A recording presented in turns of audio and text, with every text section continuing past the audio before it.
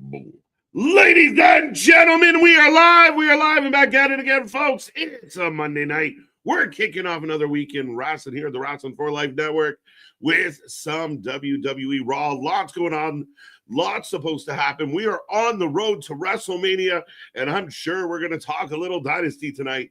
But there's a lot to talk about, a lot to get into. So get in that chat, click all the buttons, and make sure you strap on, strap in, grab your snacks, grab your feel-good, and let's go.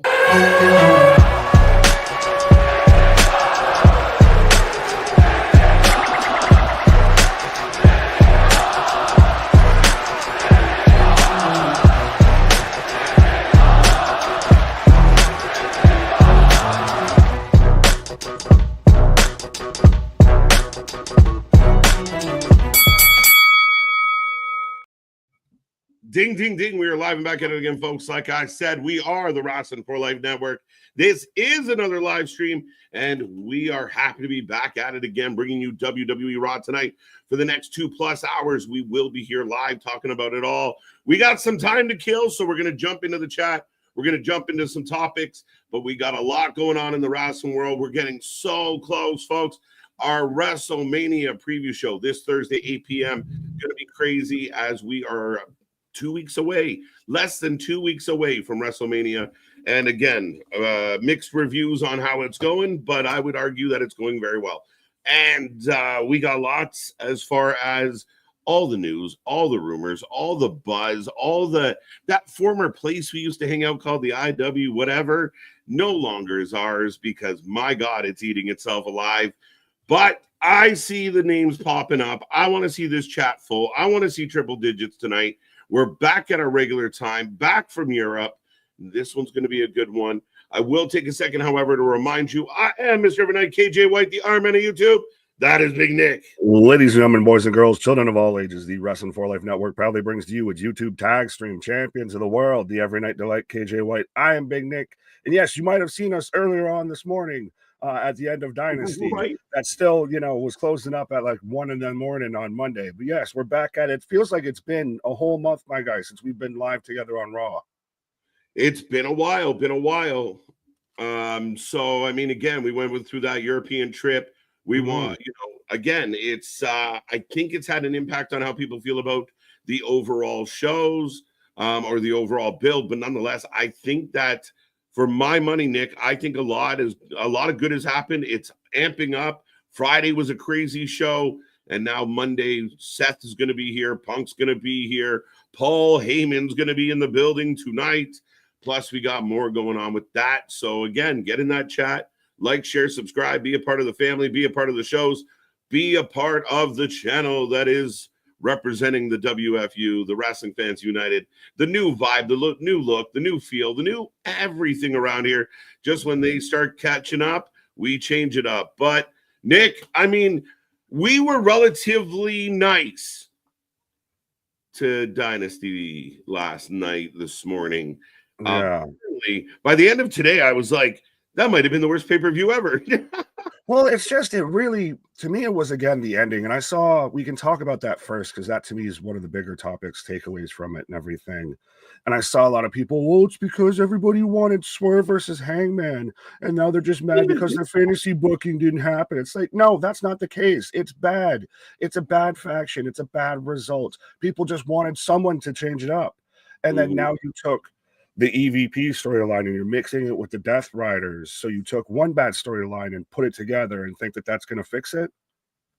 Yeah, I mean, the funny part is we really don't know what this means. Like the last time we saw the Young Bucks, they were shredding papers and running away, and now they're back. And again, I didn't expect it. My expectation wasn't even Swerve Hangman.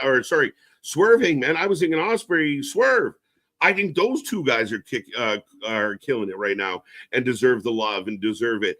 I think this 6 month, no championship, and I don't care what anyone else wants to say out there as far as, well, clearly with everyone mad, it's because a heel's doing a heel thing, and that's why they're mad. No.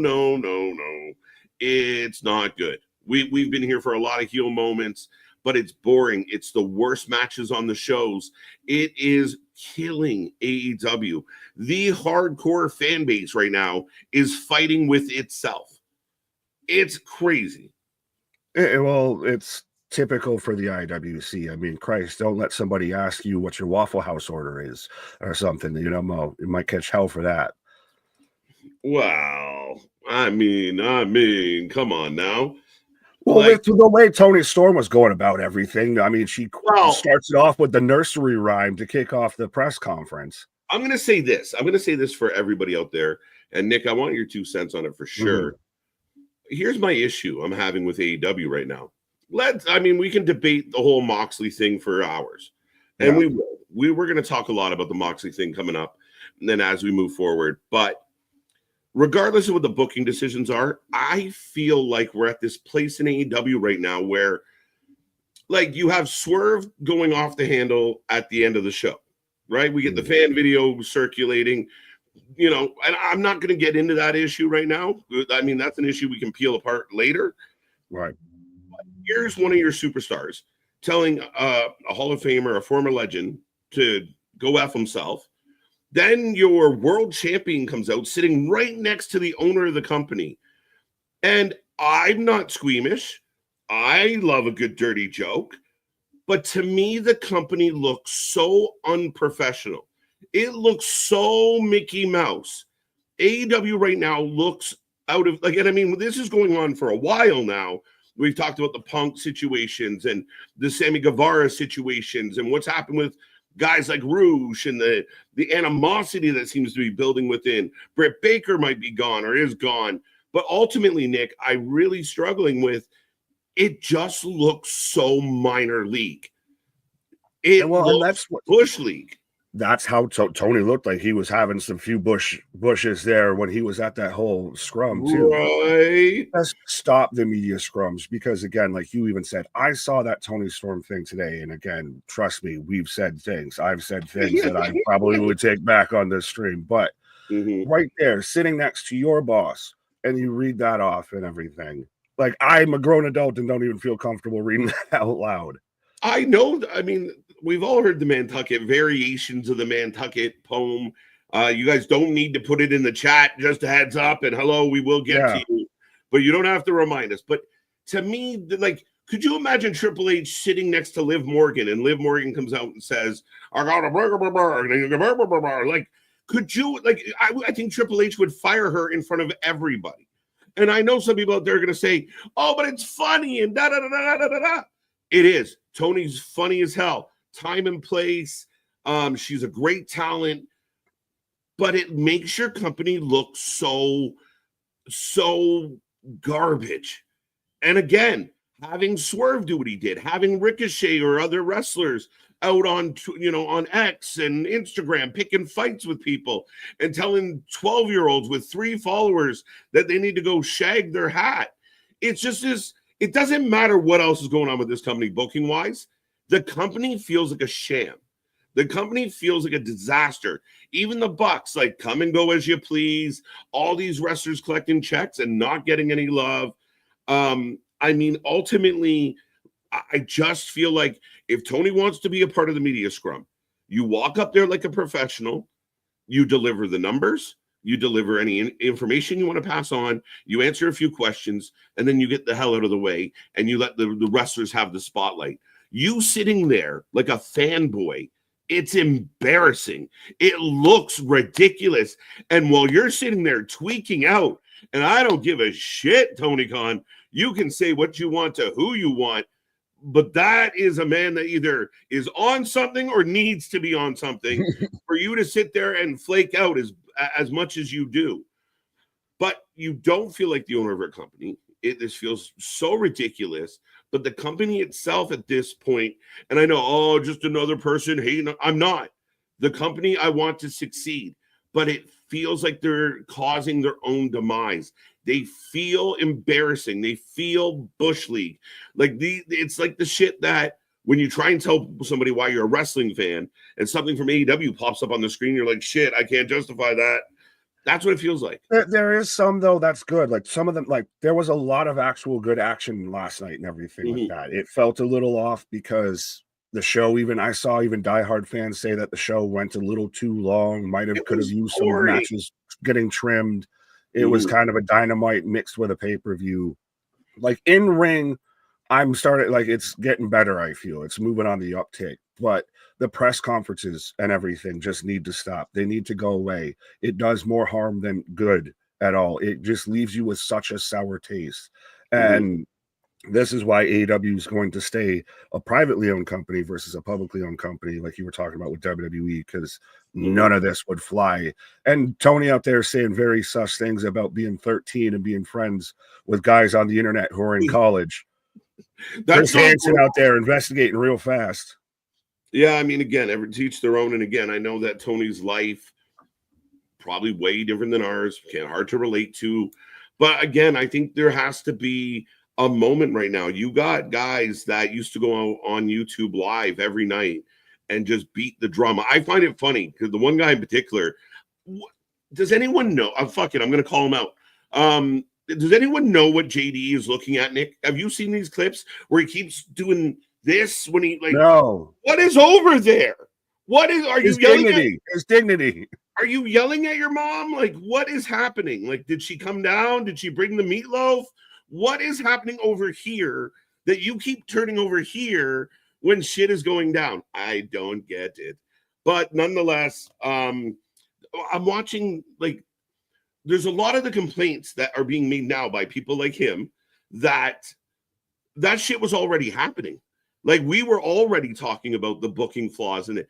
But nothing really changed, just your attitude towards it. What happened that you completely jumped on now? And Tony's an idiot and FAEW, like the complete, like just bury it. I don't want this company gone. I don't want this company buried.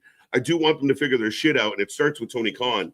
But I mean, the Jags are run like shit. The soccer teams run like shit. This is not good.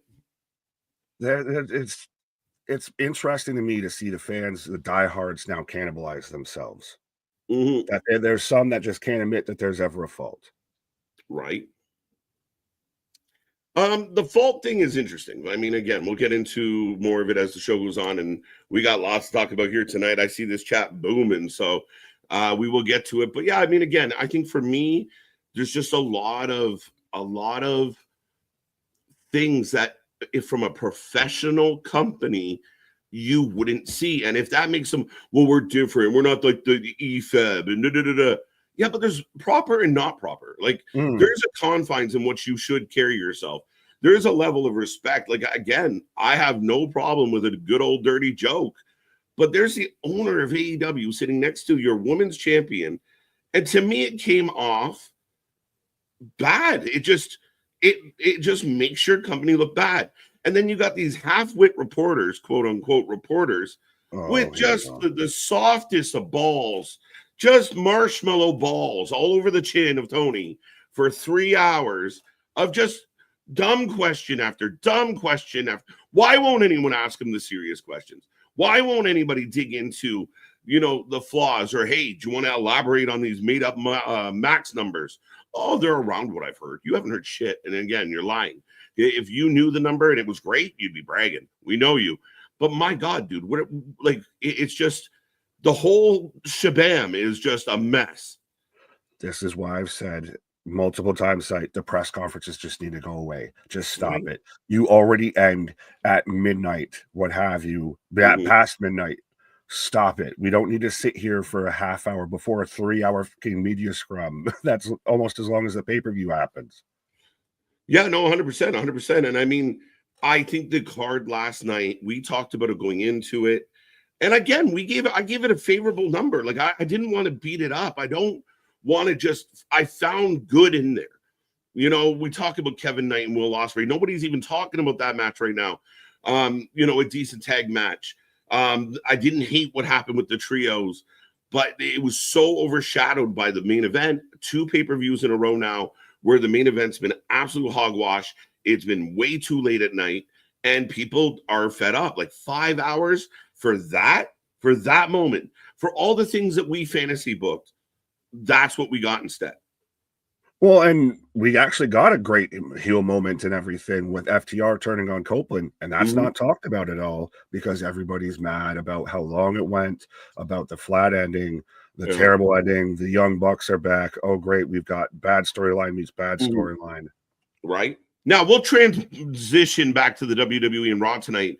Last question I have about it, though. Are you surprised with the overwhelming? I feel like there was way more eye rolls and woe is me about the Young Bucks returning than celebrating. Like, I felt there was a giant mass of people who were just like, fuck. Like, seriously. Because they didn't, people already didn't like the EVP storyline. And I'm not even going to try and get into the whole, well, were they tied together the whole time and everything? Because before the Death Riders even were named the Death Riders, they were running amok and the EVPs just sat there and watched. And you were saying they were shredding files and all that. So maybe they let the Death Riders loose, but it's a bad storyline meets a bad storyline. It's the unwatchable object meets the, just terrible booking decision, the overinflated egos.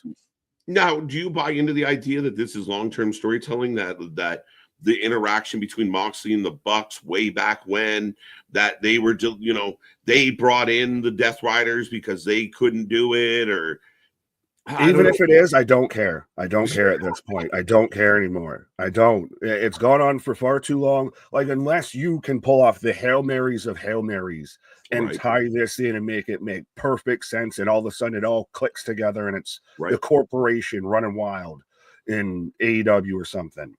Beyond that, I could give a rat's ass. Yeah, I mean, fair enough. All right, but speaking of the WFU, speaking of rat's ass. But anyway, speaking of good people, folks, welcome back. I hope your week started well. I hope everyone out there is happy, healthy, and safe. Again, we're already flirting with triple digits here tonight. Crazy stream last night, crazy numbers. We appreciate it when we want to keep bringing everyone back. So be a friend, tell a friend. Let's keep building this empire, one stream at a time. But Christopher is the first one in the chat tonight. Welcome back, Christopher. How you doing? Looking forward to Penta versus Dirty Dom. Are you looking for? I mean, again, IC did title. You see it's been announced that the IC title Fatal 4-Way, it's official, says Adam Pearce of WrestleMania. That's according to Adam Pearce. It's official. It is going to be Finn Balor versus Penta versus Braun Breaker versus Dominic Mysterio for the IC title. Yeah. Okay. I mean, welcome back, C Money. By the way, I like that because that match gives you a lot. I mean, it gives you a potential Penta win. It really helps this Judgment Day demise because I think we're moving away from that now, or at least what we know of it. So, yeah, I mean, I'm optimistic with this. I'm glad that's official. And again, I think Friday we had 3 or 4 matches become official. Today we're going to get other things become official. The card is going to start rounding out. All the people are like, I can't fucking believe there's going to be 7 matches on the show. I can't believe it. Relax. Well, we can still, I'm sure Thursdays you've even got it pulled up there. We're definitely going to talk about the build and how it's been. And maybe the European tour might have added a little too much time to it and all that. I'm almost over too many multi-person matches on Mania. It's multi-man Mania. Now, I mean, again, surprisingly, when you look through the list, there is a good amount of single matches, but there are definitely a plethora of multiple man matches. That's definitely something we can talk about.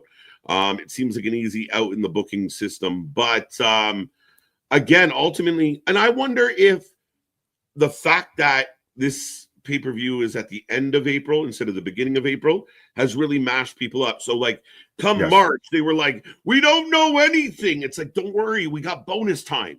And they were like, I don't care. Like, it was just funny, right? The extending of the weeks has almost, I think, drawn some stuff out almost too much. It's messed with a lot of people's perception as to the build going and everything as well. So, yeah. Yeah, you know what? I agree with that. I mean, maybe we don't get 2 separate Cena promos. It's only one if you have less time, right? Like, is some stuff too drawn out? And that's where it feels a little complacent, a little boring. Well, I don't think we need almost any more Charlotte and Tiffany promos or anything. I want more. We're going to talk about it. I'm worried about that match. That might be a shoot, brother. Well, I mean, if they genuinely are having trouble getting along, I saw Meltzer with his infinite wisdom talk about it. We'll get into that. But let's say hello to people as we have like 8 minutes to go. Eric Isaac, welcome back. Looking forward to Raw. if all the black wrestlers in WWE and NXT stand up for Booker T.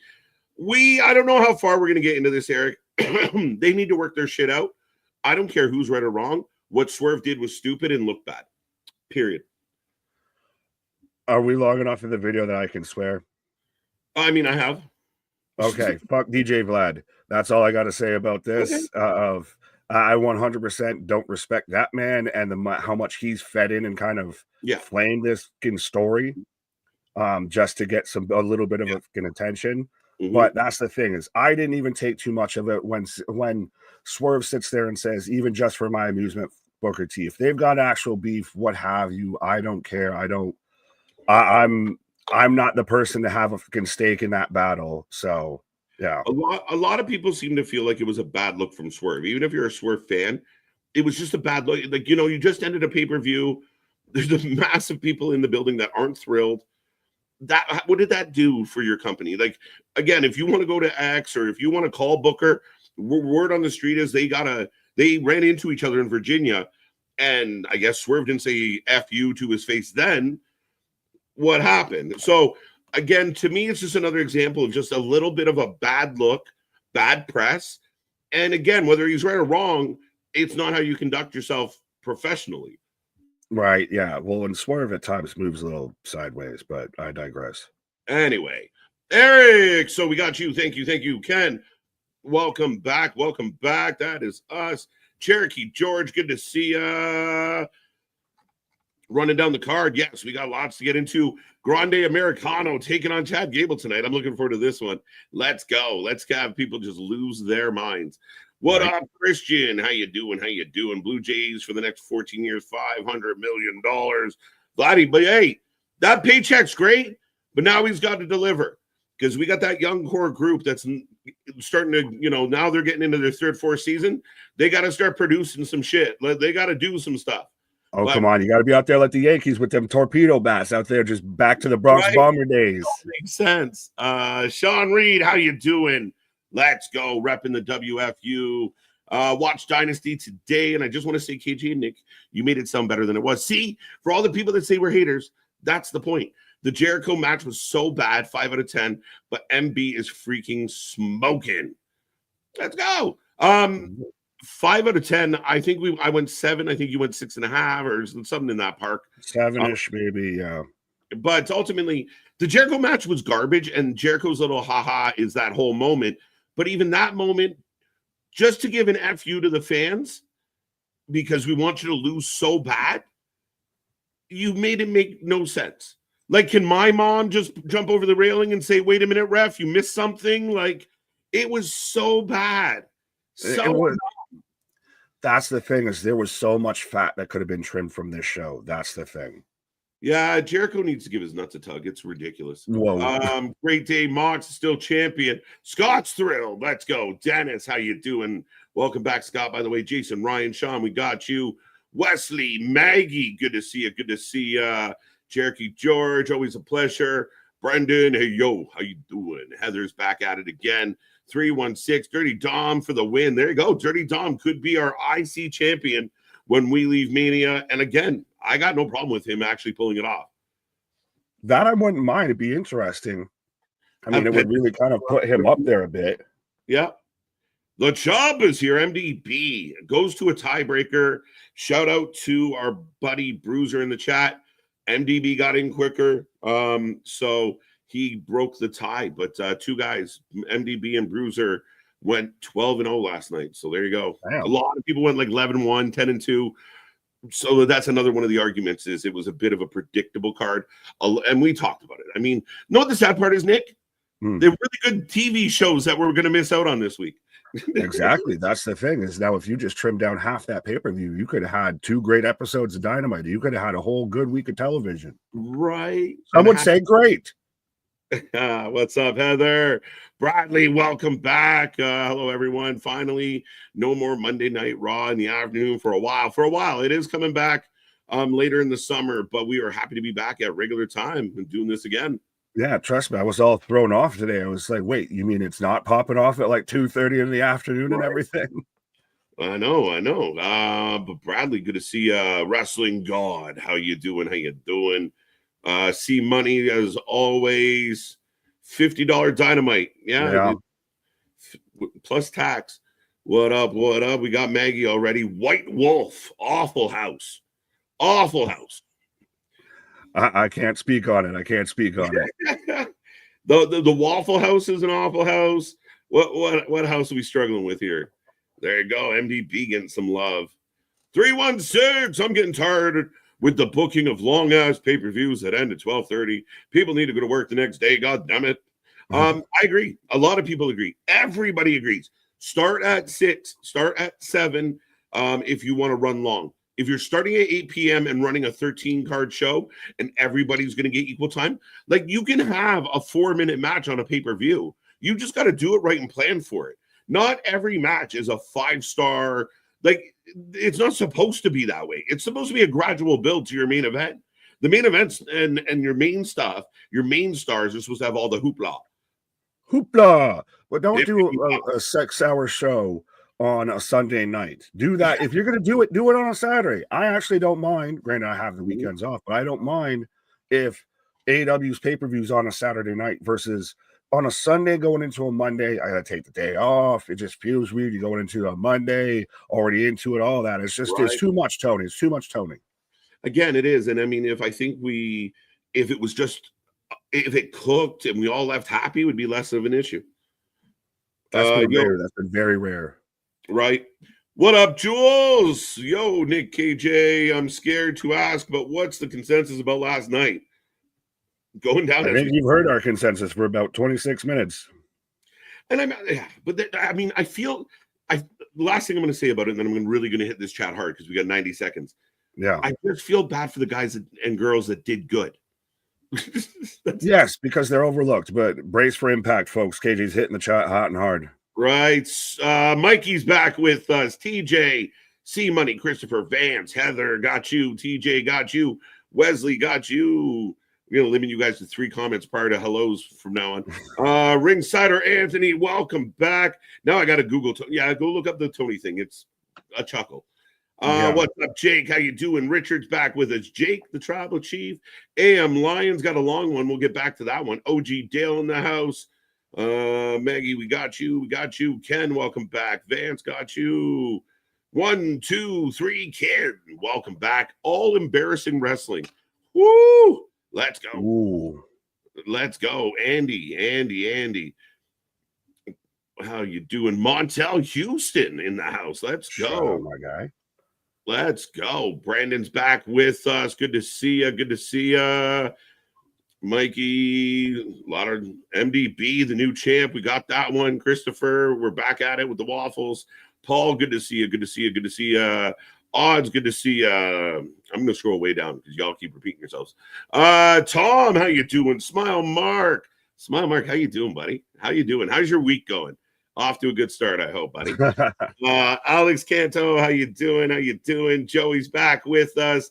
Keyshawn looking for Jeff Jarrett. He was on the pre-show. Mm-hmm. Swerve lost to his skinhead and then said, Booker. Oh, Keyshawn, if you only knew, I've sent that to Kate. As we are getting the start of the show in a moment, folks, Jose, shout out to MDB, Sean, ABJ. You got Zen. I have now. I got them now. Oh, 1 second. I'm at forever. You got forever? Yeah. Forever. Now. Oh, is that what you said? You forever. And ladies and gentlemen, I'm hoping together. So you can sync up at home, play along, be a friend, tell a friend. We are live tonight, Minneapolis, Minnesota. The Allegiant Stadium, that's what I got a view of. You messed me up right away. Yeah, I got Allegiant Stadium as well. Yeah. 12 days away. I'm like, we're in Minneapolis, and they show like Vegas. I was like, oh no. Let's go, MDB, Wrestling God, we got you. Folks, if we haven't said hello, make sure you repeat yourself. The chat is getting long, and some people are in here 14 times. Frankie, how you doing? How you doing? Michael Campbell, I'm sorry for saying this, but AEW's pay-per-views are extremely too long for the price tag, and for most pay-per-view matches were not pay-per-view caliber matches. That is the dilemma. I feel like, Nick, that Tony has made Dynasty and Double or Nothing mail it in pay-per-views, because all we're talking about is this All In that they're praying sells what they're hoping it sells. So I feel like Dynasty, a lot of the matches, foregone conclusion. Even Kenny and Okada still teasing for July. July. What are you going to just not do cool shit on your TV till July? The inside voice in me wants to say, so he's going to start doing cool shit to stop doing cool shit. Right. But yeah, it's very much, it's like when you get, all due to respect, but for a while, like Backlash was kind of that vibe when it's the pay-per-view come out of WrestleMania and everything. Right. Penta shuffling his way in the door. But as I got Happy Heyman. As we were talking about before, though, with the All-In build and everything, and people wanting Hangman versus Swerve, that vibe, that rumor going around started to sell tickets for All In. Now that that's off the table, now you got to work double time to start selling them tickets again. Kenny and Okada weren't moving those numbers. Well, and again, if your plan is, like, Nick, if your plan is Moxley versus X, whoever it is, as your main event of All In, I can't imagine that's going to hurt your buy rate and your ticket sales. I think, and I'm going to say this as we're going to get to Raw here, but that they're setting it up. They're going to try and do it of all the forces against Will Ospreay, and they'll make Will Ospreay the AEW's champ upon champs. That's the only hope that I think that they can do this to salvage this. I honestly think the fan base is correct in the idea that they are pushing Adam Page before they are pushing Will Ospreay. Now, Will Ospreay will get a chance at this Owen Hart. So if Ospreay wins the Owen Hart, how does that play out? Like, I mean, Hangman had this big moment where he saved Swerve. And instead of that being the holy shit moment, it was for nothing. He lost anyway. Thanks, bro. Right. But we are going back to last week, folks. Running back the women's match. Spaz with a $5 super chat. Serious question. What would the Fed Wars be like if when AEW started on Wednesday, NXT was 7-9 and AEW was 9-11? Also, last night was diabolical. That's an interesting question because, I mean, they'd be at different time slots, so I wouldn't even exactly say it's a war at that point. That's more, that's counterintuitive. I mean, again, I think NXT wasn't, I mean, they were struggling. They were having issues right around the time where, Hunter eventually has a cardiac event, I think brought on by his father-in-law. But, I mean, again, it might have changed the dynamic a little. I would love to see, I mean, I'd imagine NXT right now, 8 to 10 on a Wednesday night. How would that affect the audience? I mean, NXT's cooking now. Yeah, that's the thing, is you don't want to mess with the sacred timeline. Right. Allegiant Stadium, baby. As we get the drone shot coming in. I tapped out after the Death Riders. We've got the women's title in the ring and Adam Pearce, so it seems like we're very much going to, I assume, make it official for WrestleMania, the women's triple threat. Welcome to Monday Night Raw, says Pearce. It's better to be well than bad. Christian, think positive, never negative. You are a tough person, and I'm happy that you had workout. There you go. Workouts are important. Blueberry pan, banana spinach. Oh, wow. That's a lot of syllables. What up, Lauren? What up? What up? I saw someone in the chat saying that that's the machine behind the commentary team, but I haven't confirmed it. Just coming out. Mickey James wouldn't approve of this attire. All streaks showing out there. Yo, people get mad about everything. Do you think that she correct. was kind of just told to kind of spark some shit to say? No, because the first outfit the girl wore was it wasn't, to me, the issue that it was like lingerie. It was like she pulled it out of her closet. It didn't look like ring gear. And again, Mickey was a cheeky old girl back in her day. We all remember, a very teenage KJ was a big fan of those little, those little skirts that Mickey used to bounce around in. But I do think part of her argument is, I went through stuff like that, so you don't have to. You don't have to. But I don't. I mean, again, it's an aesthetic business. It's a tough one. I just don't know why people are so mad, like so hung up on it. Like, how dare you tell her what to wear? Well, because she's not completely wrong. She's not completely wrong. Like, we've seen wardrobe malfunctions a bit lately, especially when it comes to women's attire and everything. And it's not saying if you don't want to rock that, I ain't saying you can't rock it. Right. But you don't have to rock that, boo-boo. We still appreciate you. The best example of that is Trish.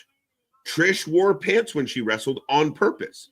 Right. If you want to look at my other aspects, you go buy the magazine, you go buy the calendar, you wait for that type of match. But when I'm trying to win a world title, when I'm in there to wrestle, I'm going to wear pants. So hopefully we can focus on my skill a little. Right, Boston. That's why we film everything from the chest up, so you can focus on what matters here, the beards. I used to think you're crazy, but from here I can see your nuts. I can get a good look at a T-bone steak by sticking my head up a cow's ass, but I'd rather take the butcher's word for it. Fair enough. That's Belair here with a different look. Looking with good. some chain handcuffs. Oh, sorry, Montez got hands. I don't want to challenge that man. Right, Christopher, loving it. Let's go. Hey, we went right from that conversation to talking about that way about Bianca. I love us. Fine, no more work. No more work. Let's go. Right. EO looking hot AF. Let's go. We got that one. We don't need to go back. Trish is beautiful. She is. She's the GOAT. I don't know. Rhea's starting to make a pretty good case for that. Rhea's out there. I should get up there now. Rhea is not in the top 5 of GOATs of all time. Let's be real. Women's division? Would she put in 2 good years? 3? I mean, we're jumping the shark, aren't we? A little. I'm excited. 316. How do you feel about Rhea Ripley? Trigger the man. See, instantly. Liv Morgan deserves better. Liv Morgan deserves better. Liv Morgan deserves better. We broke the man. We broke him. Let's go. Is Rhea Boston, Ripley? Rhea Cena. Rhea Cena. I like it. Rhea and Bianca looking very dominant. Very dominant. Rhea is phenomenal. And yes, at the top of the mountain of the current wrestlers. I just think she needs more of a resume to go. Fair. That's all. That's all. You're not wrong. You're just Shirley. Don't call me Shirley. Don't call me. See Money saying Kelly is more accomplished than Rhea. You shut your whore mouth. Right. I mean, with Michelle McCool's got what, 6 titles? About to be a Hall of Famer. Right. Liv deserves better. Let's go. Tiffy deserves better. Oh my God. We will talk about this at some point tonight, guys. It's still my favorite. I loved it. It was so funny. When she started doing the squeaky voice thing, dude, it killed me. It killed me. Well, that's when I think she kind of realized, I'm putting on my big girl pants now. Yeah, no, it was a mess. It was an absolute mess. That's become a problem to me with this build to Mania. That's become a train wreck, and a very public and prominent train wreck. Yeah, again, is it a blip where Charlotte got caught up and the crowd was so loud and so into it? It just, they've lost the rhythm and went off script? Or is it a bigger issue? I don't know, because I don't trust anything that's reported. I don't believe Meltzer knows about Charlotte and Tiffany's real life problems. I don't believe it. Meltzer just found cordless phones not too long ago. The Stoner Jesus, good day to all. May the blunt be with you, sir. As yes, we got the triple threat official. Triple threat. Yes, it is the triple threat, folks. This is the contract signing for the triple threat. Notice Bianca very, wearing the dark colors, wearing black, different look, EST on her chest. Like, I don't know, man. Keep an eye on Belair. She can be a heel independent of Naomi. She can I be don't know. for herself and about herself. And think about it, though. She has to kind of work that way going into this match because Io's getting cheered, Rhea's getting cheered. The whole European tour, Bianca's getting booed, but I digress on that. Rhea chance breakout, though I do think that Io, I mean, I want Io to hold on to this belt. I think the fans are really behind Io. She will. But that's what I'm saying, though, is people are going to cheer Io because she's the champ going in and the fans are behind her. People naturally are going to cheer Rhea because mommy, all of that. So Right. Bianca's the one that has to work the heel in the match. Whether she's truly a heel or not, she has to win that lane. Right? Yeah, I agree, Mikey. Oh, shit. Them fighting words. Bianca running show right now. Well, does this really, all due respect to Io, is this just really Rhea versus Bianca and we got Io here? No, because Rhea's the champ. Io was the champ or is the champ, won it. But they've done a good job of having Io exploit that vibe. Like, right? Like we're doing right now. Right there. They've done well pointing out that people are going to feel that way. And to me, they've stolen that thunder where Io says, fuck it, and kicks everybody in the head. Yeah, that's what she's about to do. You're about to see her do the springboard. Yeah, springboard right to the back. Oh, shit. Stomps on Rhea. Rhea into Belair. And again, this is what they've done well. Because that's what you needed with this, though. And that's why I think she's winning. I think she's winning because she's demanding. Listen to the crowd. It would be a big surprise to me. It would be a big surprise. I understand. Like, I get that there would be a big reaction for it and everything. But Bianca and Rhea seem like people that they like corporate gets behind. They can book. They've been established as champions before and everything. So I think Io winning that match would be a surprise for me. I think she's the most over of the three right now. And Rhea's even if we don't want to, if we want to side bench the GOAT conversation, Rhea's more over than Io. Rhea's colder than she's been in 2 years. Rhea's gone, and people are sick of seeing Rhea. I mean, she 316 is not people. Yeah, well, let's expand upon that. But I mean, to me, Rhea's cold. Rhea was exciting during the Dom stuff, but she put Liv to bed. Pause. And now she's just kind of been there. I'm way more excited at the idea of Io being your champ than Rhea right now. Do we need to put this as a poll? We can. There we go. As I'm getting a replay of last Monday. I mean, we do have a prediction show on Thursday. There we go. Well, so C-Money saying that he saw Bert Kreiser too. I guess he's there behind the commentary desk. I've missed it. Right. They're pulling up the graphic for the Fatal 4-Way. I love these graphics. I really do. I really do. Fatal 4-Way is official, folks. Wesley, I'm sick of Rhea. Well, there's one for you. Roddy, I'm sick of Rhea.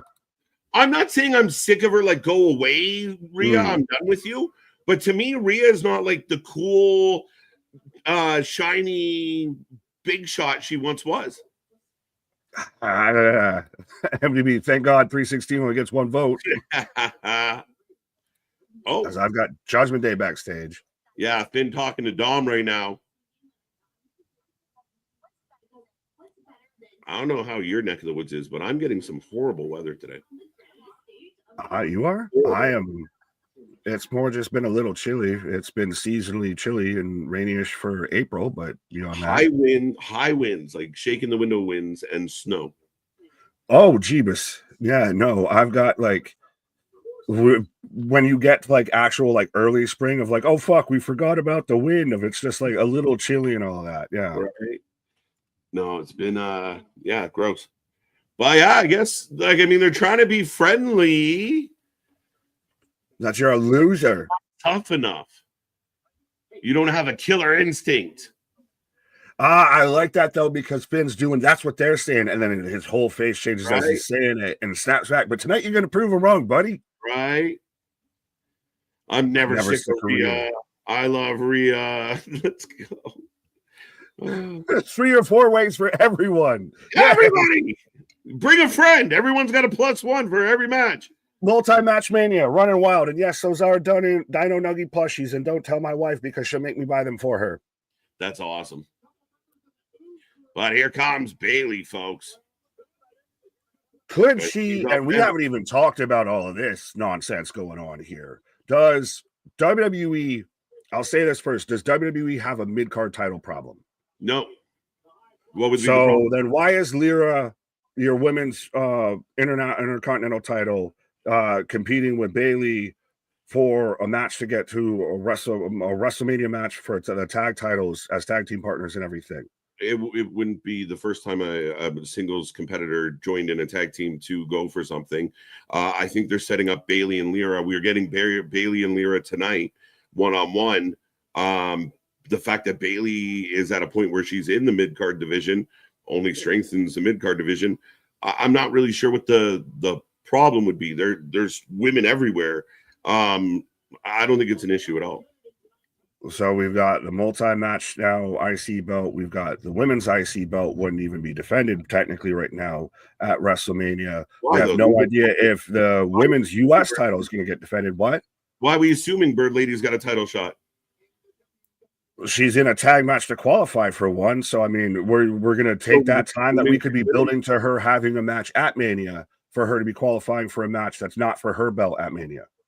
Yeah, but just because she's in the gauntlet match, I don't think she's winning it. I don't think that Bayley and Lyra, but even if she doesn't win it, you're gonna just randomly slap a match there now. This is where you would be using that time to build the story for it. I think they might be dabbling here, but yeah, you don't have if anything, you have a time problem as far as again, we can't fit everything onto the show. So if you find a secondary option, if she does qualify, great. I mean, I got no issue with it. It's not the biggest thing right now. But yeah, no mid-card problem other than, every show is going to have to be 4 hours if we want to have everything represented equally. Fair enough. Well, I mean, at least maybe on WrestleMania, especially 2 nights. But as we're in commercial, what happened to Bayley and Roxanne? The rumor is Roxanne got dinged up, but then Roxanne had a match. But the rumor also then became that Roxanne got in trouble. And I don't know why. What? I don't know. Somebody said that Roxanne fucked up. Who said that? I want names. I don't know. I don't have a source on this one, folks. At least you admit you don't, unlike most wrestling journalists. But yeah, no, I mean, maybe if this is where you start to build into this, you build to a Roxanne, maybe you don't get a women's IC title match, you get a Bayley Roxanne match. I do like that we're at least getting like a Jade Naomi match is on the WrestleMania card, etc. Yeah. But and maybe that's I find it really weird of having your women's IC title holder it mailed up. Well, she's teaming up with the person she's taking on tonight too. So if Bayley wins, then what? So John, we got to be partners still after I just beat you for your belt? Not the first time they've done that either. You've never seen the odd tag team with the issue? I mean, weird. It doesn't mean it's good. Just because I've seen it doesn't mean it's good. Or Lyra beats Bayley tonight, or Roxanne. I mean, again, we don't know what's going to happen. I didn't expect them to win the gauntlet match. I expect someone else to win it, perhaps. But yeah, I think at the end, for all we know, Bayley gets mad tonight, and now we're setting up Lyra Bayley for Mania. I'm good with that. If they go that route, I'd be much happier. Lady B saying, say their name. Does it rhyme with seltzer? Yeah. By the way, the vote on WrestleMania, so I can put up the new vote for the match. Rhea Ripley, 15%. Bianca Belair, 18%. And Io Sky, 67% You know he was excited because he added the fucking on the end of it. Early predictions. Now, again, that's just the chat. Could be wrong, but... they might have been swayed by a certain individual. I mean, you could have swayed them, too. I'm kidding. You could have done it. I couldn't even sway him in court, my guy. Jose got where I was going with Roxanne. Ryan Powell, what up? Timmy Podcast. Their ad matches for night 1, 6 hours, and night 2, 6 hours each night. No. That's the reason why we went to 2 nights. I mean, if you include the unnecessarily long pre-show, but But yeah, we'll have the 2 nights. And again, I think we're going to get 6-7 matches per night like last year. Again, this idea that like I can't believe they only booked 7 matches for a 2-night pay-per-view event. Relax, guys. We're adding matches left, right, and center now. We're getting into Tony Khan territory. Yeah, as John is saying, Devin is working late tonight. Do you care if I hang out here? No, 100%, my guy. You're always welcome here. And would love to do a crossover with you guys one day. If we ever get the chance, we'll see, my guy. We'll see. Let's go. Yeah, absolutely. No, everyone's always welcome here. Trust me. We're the anti-IWC. Instead of gatekeeping and everything like that, we welcome you with open arms. If you can just take a little tough loving sometimes. It's all in the family, folks. Right. KJ, I heard the same thing about Roxy. Word going around. That's the reason why she put over Jordan Clean. Fair enough. I mean, well, that would suck if Roxanne and Julia both dinged up at the same time. Yeah, I mean, again, I heard mixed stories. I heard one story that said that she had tweaked something. So yeah, she put up Jordan Clean. So then when Jordan turned to Stephanie, she's got, Jordan's got another notch on her belt, so to speak. She's a world beater now. What's that? I said she's a world beater now. She just ran through Roxanne. Yeah. I mean, and again, we wondered why that happened. Now, maybe she did get herself in hot water. I don't know what she could have done. But, yeah, it seems whatever happened, they had to pivot away from Bayley Roxy, which we still think was the plan at some point. Yeah, because I agree with John saying Roxanne has earned a spot at Mania. Like, that's the thing is, even good. If Roxanne can have a match, she should have a match at Mania. Yeah, I don't agree with that. I don't think she's earned a Mania match. For me, like the official like coming out party for Roxanne would be Roxanne the Mania, Raw or SmackDown after Mania is where I assumed they were going to bring her in. Then at least a stand and deliver match, Your Honor. I thought Bayley and Roxanne was going to be stand and deliver match. There you go. I mean, again, we were apparently wrong. Well, KJ's source, Rando's in the chat confirmed. Right. I could source the people in the chat. Trust me now. I love that that's become the movement now on Twitter of pretty much anytime somebody says something and then doesn't have like an actual source of just source. Trust me, bro. Trust me, bro. As we got a pretty good split crowd chant happening right now. Right? Folks, let us know who you're taking for this match, whether you're taking Bayley, whether you're taking Roxanne, or Christ almighty, Lyra Valkyria. All due respect to Bird Lady. Member for 6 months. Paul, love it. I threw out the idea that Roxy the source reveals itself. It was me, KJ. It was me all along. I found the source. Let's go. Thank you, Paul. There you go. That's where I read it, Paul. Right. But thank you, Paul, for being a member. Great Scott. Okay, who gets involved in this one? Hopefully Roxanne, because I can't get her name off my mind. Apparently she's in hot water, according to Paul Carpenter. I'm putting it on X, buddy. What if Becky shows up tonight? My question would be why so late? They were in England. They were in the UK. The neighbor. Surprise. Watch this knee, Pat. Oh. Patella to Tempo, says Pat McAfee. Spaz with $10 super chat. I should read these before I pull them up. Yeah, I've seen how you called it a super chat, but I'll read the super chat. Thank you. If you can't tell, we were already here technically earlier this morning, so we're already halfway off the rails. Let's keep it a buck with 10 toes down, standing on business is Spaz. If you were a goof lucha guy doing good lucha, I hope you meant good instead of goof, but I'll take it as your words. Could be either way. Would you rather be Penta, Axiom, Phoenix, and Mysterio, or Go Bandito Go, Drastico, Mean Uno, and Parallelogram? Oh. It's a weird question. If you were, I'm just gonna say, is Dragon Lee now the I don't want to play with you anymore toy now that Phoenix is here? Oh, Pendulum. No, dude, I'm expecting things out of. They got options now. They really do have options for a very high flying division, whatever they want to call it. Maybe they'll call it the X division after they buy TNA. Well, allegedly that deal is 3 years long, the working relationship between TNA and WWE. Right. Glenn, how you doing? How you doing? How you doing? Pat McAfee is so fake, yeah, and a failure for his team. And wrong answer, Glenn. I like Pat. I can see. I love Pat. Well, I think lately, the times that I've caught him on commentary as of late, he's a little phoned in a little bit. Respectfully, Pat, you're a little Oh, really? not the same vibe you were. Is it the in and out, maybe? I think that's probably it. Like, All I right, think he ladies, kind of had to okay. find his groove back because, too, he missed most of the European tour and everything because he was doing his show. So it is the in and out. Yep. Lyra going to the top after the big drop kick. Crossbody and fuck. Bailey jumped clearly to catch her with that midway through. I hate that. That was beautiful. You can see it. Brace for impact. Jumping to catch your opponent as they're falling on you. I mean, what would you have her do? Just stand still? Take the move instead of meeting her halfway? She pulled it right into a flat back bump. She just took the spot. She took the spot. She just got there to, Ernest the Super Shat Miller. I dig it. I dig it. That's a good one.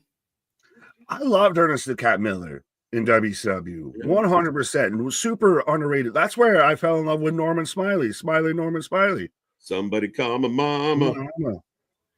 I mean, they were kind of like the hilarious things that were purposely hilarious in a time that everything was a mess. Yes. Yo, this match already better than the first match they did. MDB's agreeing with me. Pat's been off a little bit. I think it was had the European tour, wasn't there all the time and everything. So yeah. Okay. 44% of the chat is saying nobody. 45. Keith Sweat running away with this one. Lyra 37%. Bailey 18%. Ooh. So we've kind of already for the most part talked about it. Do we have anything else we need to say about the Charlotte and Tiffany thing? I forget you still have the match. I have commercial. I apologize. Yeah, we got to do that. I know you're not used to having somebody else to remind you of that here. No, the Tiffany thing, I mean, it is what it is. I still think, and we talked about it. So I'm a little surprised that some people out there are shocked because I felt like this buildup was going to be a mess because they are so similar. It's literally the Spider-Man meme.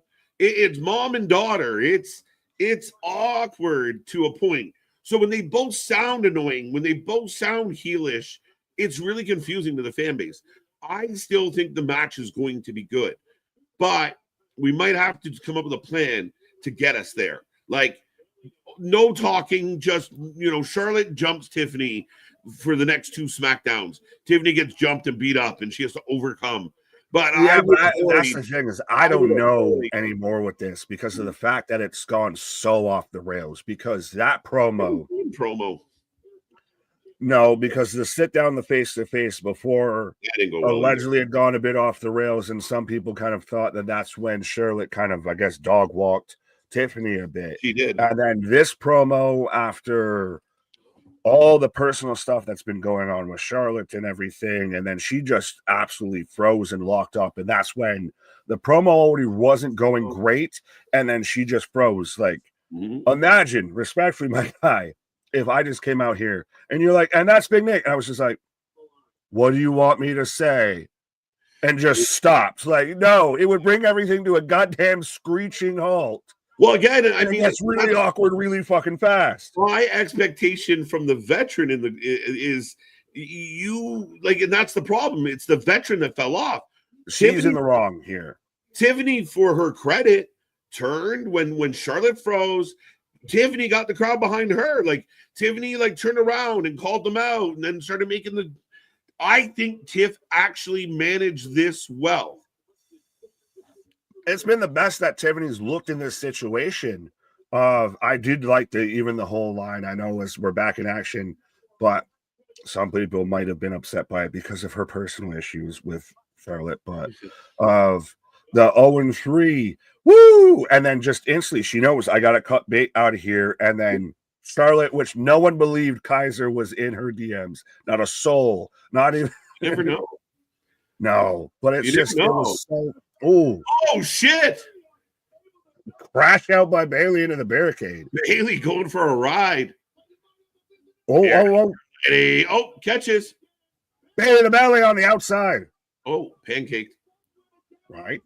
Charlotte and her ego. That's the thing, is to me, Issue. this is where Charlotte's more at fault to me. No, I'm not saying anyone's void of fault, but Charlotte's the veteran. Charlotte has a history of this. And that's why I'm really worried that this could be a Mania match that ends up that Nia Jax Charlotte match to where they just stop and just start actually throwing hands. I hope so. That would make it way more fun. But ultimately, you just want the car crash. Again, I wonder, and we'll find out on Friday. Like, I mean, I need more from this to see where we're going with it. Ultimately, I mean, is it like, I understand it was a bad moment, but everybody out there at some point has a bad moment, bad night, bad day. And Charlotte maybe being rusty or overconfident or less prepared than she should be. She got exposed. And I don't know that means like everything's a write-off. I think that was bad. And now if they come back and they suck again next time we see them, now we're just compounding a problem. I'm hoping it was a one-off of but these two chemistry-wise is not great. No, not at all. Well, and I see this saying Tiff crashed out, and even Keyshawn said no, Tiffany crashed out. Oh, it's 3. I don't see how Tiffany crashed out with that. Like, I thought she responded well, and they started cheering for her by the end. Yeah, it's been a constant awkward back and forth with this, and that's the thing, is Charlotte completely shut down, and Tiffany was the last one trying to actually make that. Now, granted, she's 2 count. Sure, we started off weird with the whole comparing her to her father. Well, like, you're going to be a washed-up alcoholic in your daddy's basement, all that, with being, ex-volleyball player and everything. That started to go a little too far, a little too fast, but Charlotte Charlotte let the crowd get to her. I think she did. And then they both seem to just get to each other. So maybe they, for all we know, they went back, they had a heart-to-heart, and they're like, we got to do better. I'm sure their bosses had something to say about it. I'm sure they're going to, they edited that out of the YouTube clip. As they should. So we'll see. Right? Lyra's got, Bailey fights out of the powerbomb spot.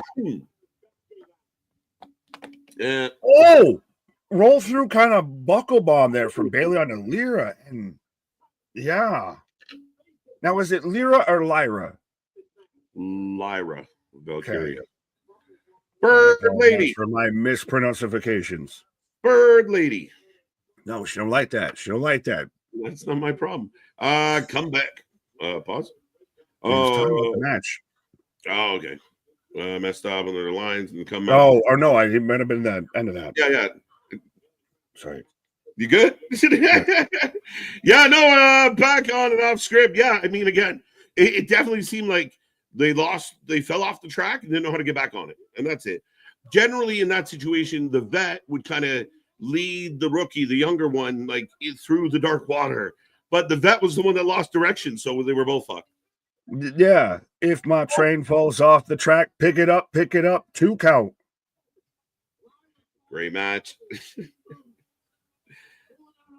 Great match. Good match. Crowd a little bit quiet through the back part of it here, but popping at the right times a little bit. Lyra. Caw. They started cursing on live TV prior to the 03 line, unless that was part of the promo. That definitely seemed like she crashed out. I don't disagree with that. I think, but I think she, like I said, there was definitely a moment as they were coming out where she was trying. I don't know. They both didn't do well. This is Chris Jericho. That's how you hit the walls of Jericho.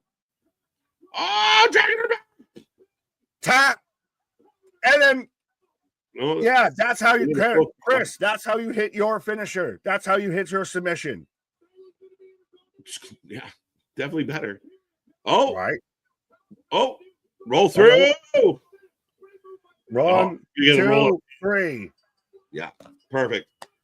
I think Lyra is going to fight Bailey. Let's go. I would rather take the time to build to the singles match than have them be in a, like, even in a qualifying match for the tag titles. I'm not saying that I think that they'd win it. I'd rather take the time and use that to build to the singles match. I guess I don't even know if that's the outcome, but I think an angry Bailey. Now they got to team up together on Friday. I don't know. I don't like it, but I'd keep an eye on Bailey for the next week or so. But I mean, I don't know what other way we would. I mean, there's a million options, but I got no problem with them like being forced to work together, even though there's a bit of resentment. And does that lead to a match? Does that lead to a fight? Does that lead to an issue? Does that lead to heelish Bailey? That would be interesting if she goes back to kind of the role model of, especially now, like you pointed out, be honest, Bailey's a bit more mid-card Bailey. Not saying that she couldn't pop out and challenge, for the world title, but she's very much putting her time in the mid-card division, bringing on younger talent. We thought she was going to be the leapfrog, the lily pad for Roxanne onto the main roster, and still might be. Yeah. Oh, see, there it is. Bailey shrugs off the handshake, so you might be onto something. Bailey smacks away the hand. The crowd isn't happy. No, come on, we got a hug. Brothers don't shake hands. Brothers got a hug. I don't buy it. I don't like it. You don't trust anybody. We need a KJ White DTA shirt. Don't trust anybody. Yeah.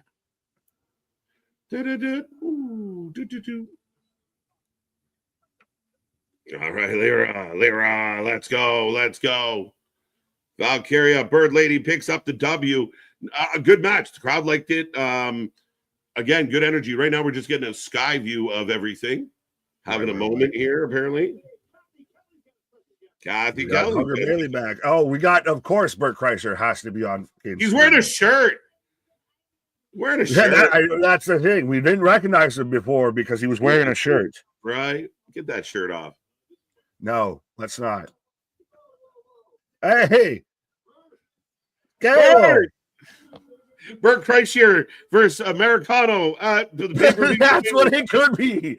No, for 100% fact, Bert Kreischer would do some shit like that. Of like, they're going to let me go in the ring and I'm going to wrestle this guy, El Grande Americano. Oh, he would. I mean, he would be their Will Sasso. He would be their Will Sasso.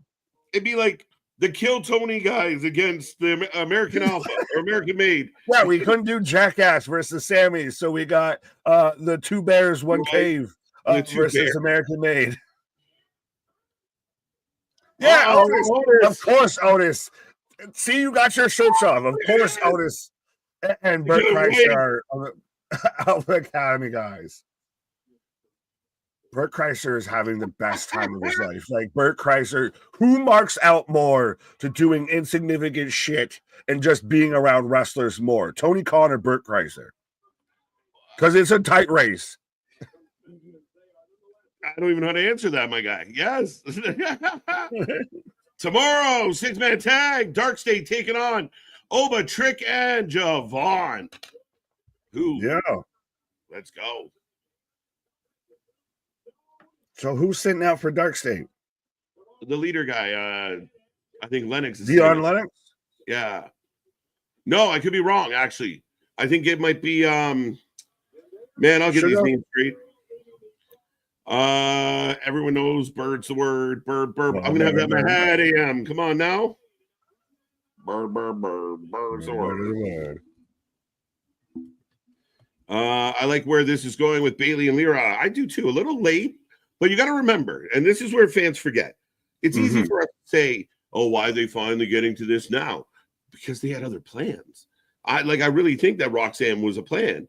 So now not everything goes to plan. So that might be why this is a late build for this. I just don't know where Roxanne, what happened with Roxanne? I want answers. I need to know, why is that not the thing? Because that seems so much like the feud going forward with her and Bailey. I've said it before. I thought that was going to be her lily pad up to the main roster. So if she is dinged up, hate to see it, but I just do it. Do we need to know? Do we deserve to know as fans to sit there explain why this kind of just whole story got dropped? Right? There's got to be a reason. They were building for it. We saw Roxy in the Elimination Chamber. I mean, a valid argument to have her involved at WrestleMania, if not stand and deliver. So the fact that she just showed up, did a job to Jordan and MIA'd, I mean, we just saw what happened with Julia. Right. Who's Bert Chrysler? Bert Chrysler, yes, 100%. I think that might halfway be kind of one of those inside jokes. I've seen that it's a bit of a thing of to mispronounce Bert's name. Nick, you want to know what happened to Roxanne? Oh, no. See, I've seen people do that, and that's some weird fan fiction shit. Like that's you live too much behind a computer screen type of shit. Right.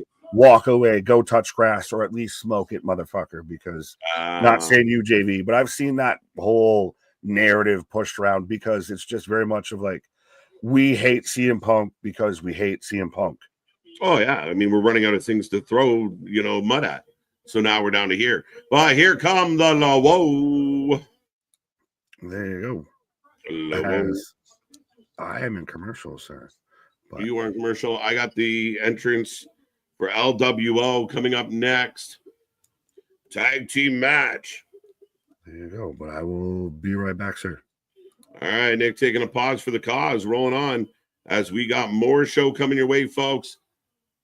As Ray at ringside with the crew. Dragon Lee here as well. Whoa. Joaquin Wild. They've apparently shouting out Joaquin on this one. Don't forget, folks, we are back tomorrow for NXT. It's going to be a crazy one. Lots going on. Like they just advertised, 6-man match. Of course, Jada will also take on Jordan, I do believe. So it's going to be a fun night. Make sure you're there. Make sure you're there for all our shows. Wednesday's going to be crazy. The fallout from Dynasty, the first Dynamite back. We're looking forward to it. Thursday, our WrestleMania preview show, folks. Don't miss that. You don't want to miss out. It's going to be fun. Myself, Nick, and Anthony break it all down. SmackDown back at its regular time, as now I am in a commercial break. NXT is a lot of fun. I really enjoy it. It's been good. It's been good. Tiffany is defending her title against Charlotte at Mania. All right. Yes, that's accurate. What up, Maddie? How you doing? Roxanne sitting out Mania like Tiffany. Well, Tiffany will not be sitting out. That might be the response I was looking for. Becky is unavailable, so they borrow Bailey for Lyra. Could be the case as well, Richard. Dark State are clearly Ava's secret security force. Glenn, not a bad theory. Some people think they're working with Trick, but they beat up Trick last week. So could it be the fact that it's Javon? Does that fit? Does that make sense? We will find out. But a big tag match tomorrow, as I got Pat and Cole having a chit chat right now.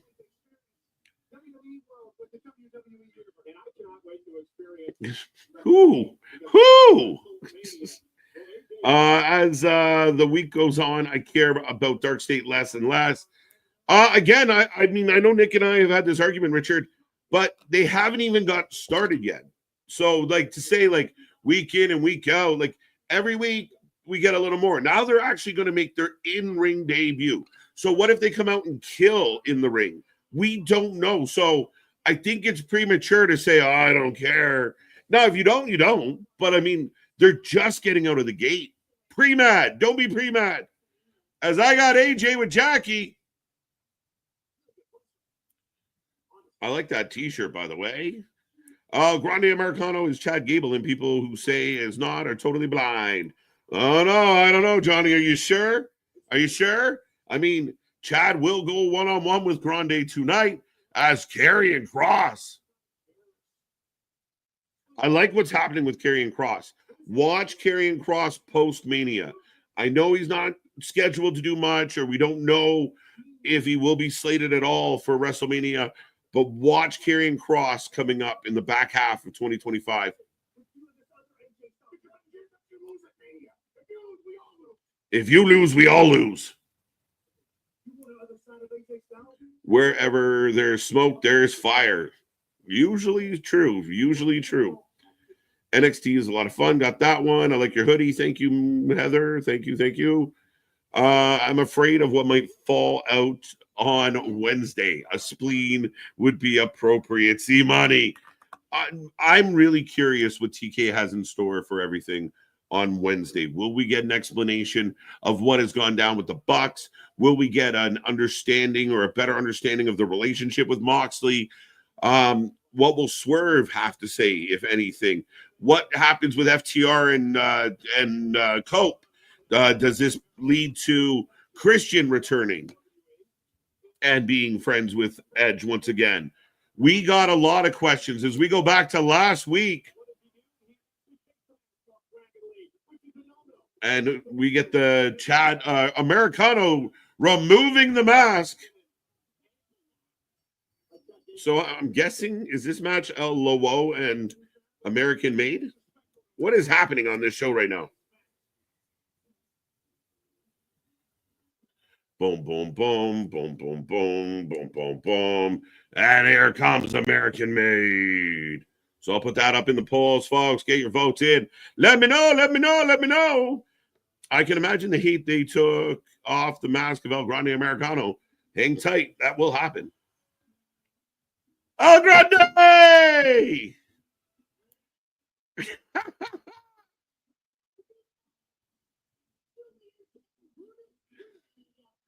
I like it. I like it. I don't care how mad people are. I like it. Not going to lie, I'm not excited for Mania like I was last year. Fair enough, pal. Fair enough.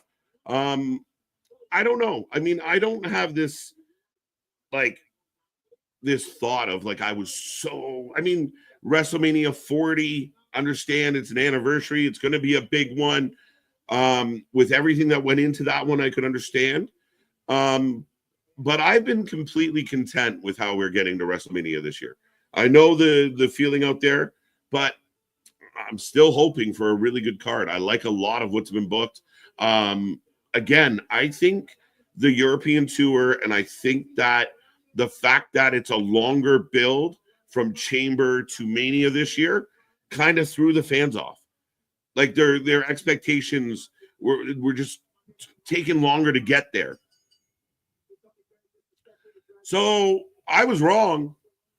I was pretty confident they had said that Chad Gable was going to fight Americano, but I guess he got out of it again. And Americano teaming with Julius. Oh, and Brutus Creed. As we are off and running, where are those votes? Where are those votes? American Made 67%, 67%, 70 now, 23, 7% going to nobody. Lowo, not favored at all. They jumped Trick, right? So that kind of threw things off. KJ, legit question. How much of NXT current success is owed in part to TNA? Very little. I mean, minimal. They've had the pop-ins, guest spots. But realistically, I mean, Jordan, you could argue, but they signed Jordan, so that's not really a fair assessment. But the key stuff on the show, unless you're saying historically, people that used to once upon a time be in TNA that are now here, I don't know. We're building around Ricky, Ethan. Of course, you got the main event pitcher, Oba. Like, I mean, NXT success is a lot of NXT. The TNA stuff that we have had, just kind of a cherry on top. Let's go. So we're off and running. Joaquin taking down Julius. KJ looks like he's at the barbershop with a black gown and getting ready for his shampoo. I wish. Is that what that looks like? God damn. What up, Terrell? It would be hilarious in a cartoony way if El Grande Americano is wrestling Chad Gable comes out. I mean, again, oh, wait a minute. Everyone to the outside. Ray Bangs on the apron. And Lowo we go. Triple over the top. Everybody down. What up, what up, what up? Hope Dark State are good wrestlers. They come with a good pedigree. So, I mean, the time will tell. So that is the curiosity. Can they deliver? Their promos and like their social media kind of hits that they've done have been solid. They've been strong. I'm happy with them. I like the way they've approached it. I actually like Dion and his attitude. I'm curious by this group. I mean, again, they haven't done shit yet. So, but wait a minute. Wait a minute. Superplex. Superplex. Superplex. Everybody down. Future tag team champions El Grande Americano and El Generico. People dying for El Generico to come back, eh? Cutler James on LFG and NXT. He's killing it. Cutler's good. I mean, we'll see if he can come out of his shell a little, but I think he's quality. Big athletic guy. Dark State hasn't done enough for me yet. Yeah, exactly. I'm right there with you, MDB. I just like they're in the starting gate. Like, before we decide that they can't run the race, let's see if they can get out of the gate. And that's it. They haven't done anything. We're about to see them get in the ring for the first time. Let's get to that moment. And then if they suck, then we'll talk about it. But they've shown up a couple times. Like I said, their promo stuff hasn't, like, I haven't seen their promo, like the call out after they've laid a couple of tacks. I haven't seen those promos and thought, oh, this is terrible. Oh, I don't like this. This isn't good. I haven't thought that at all. I'm actually really content with what I have seen from them. I'm going to skip that. Cross. Karrion Kross looks good, folks. I'm telling you. AEW is death. Ugh. I can't wait to watch Dynamite Wednesday. I feel it'll either be the Young Bucks starting the show or Death Riders. If so, they could be booed heavily. It will be very interesting what happens next. It will be very interesting. I like how he's been consistent through all these years.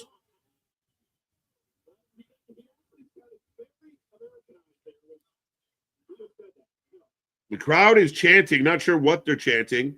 El Grande. This dude crying. It's too funny. I like it. I mean, again, we've seen this, and I know sometimes the modern fans, they did this, but everything's a remake, folks. I hate to tell you it. All the movies that you guys are going to, they're all remakes. They're all based on bullshit. They're all based on shows that we used to watch. So yeah, sometimes wrestling storylines repeat themselves. We run back some shit. We've seen the masked luchador before. So it's nothing new. It's all about how you do it. Chad Gable is dialed into everything he does. So assuming it's Gable, AEW is eternal pain in my ass if they don't pick shit up. Speaking of pain in my ass. Yeah, speaking of eternal pains in your asses, I couldn't have picked a better time if I chose one, if it was written down. I didn't want to say it. I mean, I'll say it. I'll admit it. I'll acknowledge it. I admit it. Timing is everything on that one. Exactly. If I'm not good at anything, I'm at least good on timing. Mm-hmm. Right. There you go. Welcome back, as we got a match going on. 6-man tag. Well, no, the soul song of "It's All Been Done Before." Right. I got you, C Money there. You spoke to my inner like Mallrat kid there. Right. Right. That's your opinion on Robert Durkins. I love the man. I like Robert. We got to give Robert some love. But listen, I mean, Robert, we know is a big AEW fan. I think Robert can admit there's some issues, but there's a lot there. I think that's how a lot of us feel is, again, I think if it was just shit, like if we tuned in and it was god awful, we just give up. But we know it's so like, it's just, we don't want to walk away. Tell us strong, but to me, it's one of those of just stop acting like you're fucking perfect. We know you're not. Mm-hmm. Admit, and I'm not saying that Tony has to do a whole big public apology, but now that you've fixed, the attendance issues, you've ran smaller venues, what have you, Now your production issues, now your creative issues are much more the things you Right. need to focus. You've changed the superficial shit. Now change the internal shit. Toro is on fire. Hurricane Rana's for everybody. I again saw this man having to remind everybody that Joaquin Wild was DJ Zima Ion in TNA. Going around. I mean, the guy made me laugh of like, I've been watching wrestling for so long and never connected these dots, and he re-put it out. But again, it's funny to see the talent that makes their way through the systems. Yeah, that's why every time when I see Robert Stone, I think of fucking Robbie E and all that.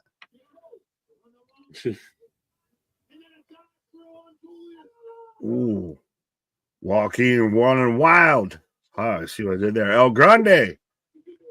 If I would have timed it to where my pause ended as this match ended, I would have just sat there and fully ran with. See, I was El Grande this whole time.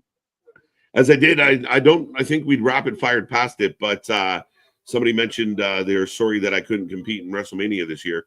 Thank you. Well, and so what did you make of the KO snapping at the fan and everything? Like, because I've seen different takes on what the fan actually said to KO. From what I could hear and what I could gather, the fan said, "You're still shit."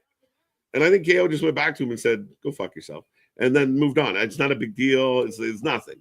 No. I'm not saying it's a huge deal. I thought it was more interesting because I think what I heard is that the fan actually said at one point, I thought it was storyline because you've seen an outpour of people think that, like, well, the fans are getting weird. Oh, but it didn't sound like that at all. I thought Fair this enough, was babe. Yeah, that's the thing is you get everybody that's an amateur lip reader and everything. Right. People that act like it's the retirement of Kevin Owens. You saw him. I know we both got sent it. Did you sit there and watch his interview where he talks about, like, I wasn't happy that it got leaked out, Yeah. This was something that got tweaked in a match in January. By the way, these guys are flying around like crazy. Absolutely. Like, trust me, I think it's just more of we've been away because of Europe as tornado corkscrew. Oh, this match is cooking. That's the thing is we'd be talking more about this if we had actually spent more time together during Europe. This match could have been on Dynasty last night. Oh, as Ivy. Wait. He's got a flapjack and he's hiding it in loading his mask. He's loading his mask. He's loading his mask for a headbutt. Ray's onto him. When have you ever seen that though? WrestleMania. Headbutts Ray. When have you seen that? A loaded headbutt. El Grande Americano versus Rey Mysterio. WrestleMania. Hey, trust me, if that doesn't fit Americanos being hard-headed, I don't know what does. As always, Dragon Lee trying to get the mask off. Headbutt. The loaded mask. Hit that dive. Diving headbutt. Yeah, you got to watch with me, Mike. You got to come and hang out. Yes. What? Americano with the win. Yeah, I mean, people are worried about watching Dynamite on Wednesday because of what could happen. Come and watch it with the channel. The wrestling might suck. We never do. And this one's going to be very interesting. As American may get a dub. As Ray is pointing out, he had a thing. And our buddy. Look at this. Yeah. It was a hell of a match. Well, remember, what was it? Backlash to where we had the goddamn slingshot spot with Joaquin Wild. To that man so good. Who set a fucking land air speed record with that shit. Right? But yeah, for the if you like flips and tricks, that was a hell of a match. It was a fun match. That is. I bet Bandito wishes he could be Jesus, by the way, in the background, counting 1, 2, 3. Right. Not Stoner Jesus. There was someone literally dressed as Jesus in the background, stood up, counting 1, 2, 3. Right. I want Rey Mysterio versus Americano. If they announce Americano, it's just going to be like, I can't believe they booked him and they on WrestleMania. Yeah. If they even get a hint of that match, I can already write up the tweet of what everyone, you can literally copy and paste it and it will fit perfectly with what every big Twitter account in the IWC can say about that. I'm in. Book it. It's fun. And Ray can be the one that takes the mask off. And again, for all the people who are like, I mean, Chad Gable getting TV time every week, bro. You can't hate on it. Tough break. Right? Well, Bert Kreischer is sitting directly across from a dude cosplaying like a motherfucker. Right. This is just odd pairing as shit. Yeah. All right. But facts, I only watch AEW because of this channel. Like it. Let's go. Fun match. I don't mind the mid-card feud. Yeah, I don't mind it at all. I think it's great. Right. That was fun. LaWoe versus American Made tonight. That match was good. It was. I didn't know this match was going to happen, but it actually went well. I honestly thought Grande was fighting. Like I thought that's what Pierce set up, right? But I guess no, because Gable was trying to take the place of El Grande, and then because of the doctors no, we can't have that. You can't be here because that's the thing, is it was in Gable's hometown, so we wanted to wrestle in front of his hometown audience. Mm-hmm. And if you like a high-paced match with big high spots and a lot of flying and a lot of moving, that was a great match. Again, we watched worse last night. Oh boy. I bet Bandito wishes he was in a match like that. I just want, like, if we ever needed to, or just to have it as a potential standby, or even just as a joke thing, of having like Ricochet there on commentary as Speedball's foot is coming right into frame to kick him in the head, and then just like, we'll be right back. Right? As we are getting a replay of Jimmy being absolutely annihilated. Which, by the way, I saw the funniest meme, and I almost didn't want to share it because of all the blood on Jimmy and everything. Because they're like, going nowhere for a while, have yourself a Snickers, and it points to the Snickers logo that's right beside Jimmy's bloodied ass head in a chokehold. No, it was an absolute annihilation to a T. It was very pretty. But Nick, I shall return. Fair enough, my guy. Boom, boom, boom, boom. Why does it default like that? I didn't do nothing. You're the one who sets it up. Oh, all right. There we go. I got you. As I'm getting the replay, and y'all can let me know in the chat. I think me and KJ have talked about this. If not, I'm sure we will when he gets back.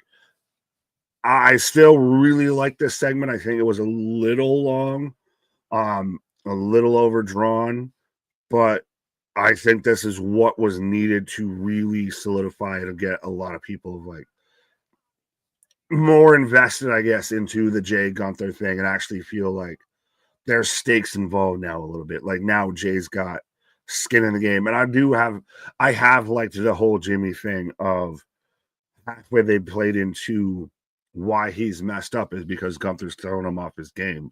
So now we got to get back to, who Jay is. This is so good. They're going literally replaying all the big brotherly moments as Gunther's just laying out Jimmy. This is the video package that this match needs to play in Vegas 100%.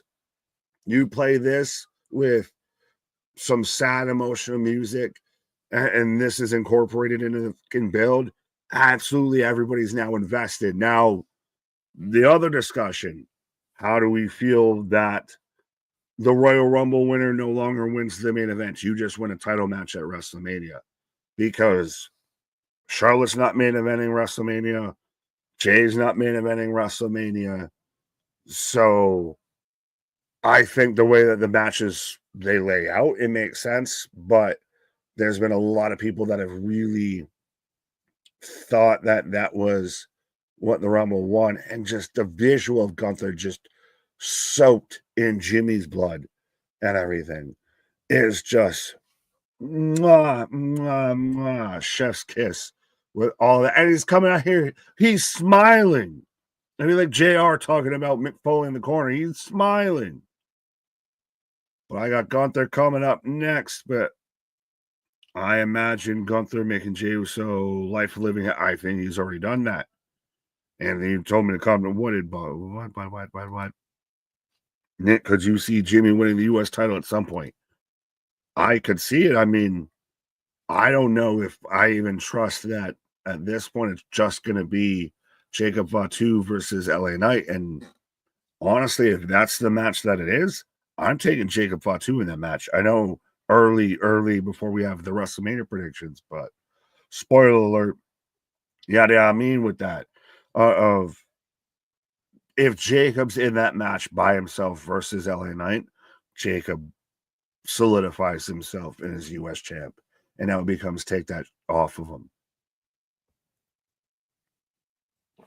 Which I guess halfway, and I'll segue into this of, by the way, we're in commercial break, but also be a friend, tell a friend, like, share, subscribe. As we're out there on Twitch 100%. We've got the YouTubes, we got anything and everything when it comes to being a member of the WFU. But MLW making some moves, all of that, making news of Alex Hammerstone's now signed with them.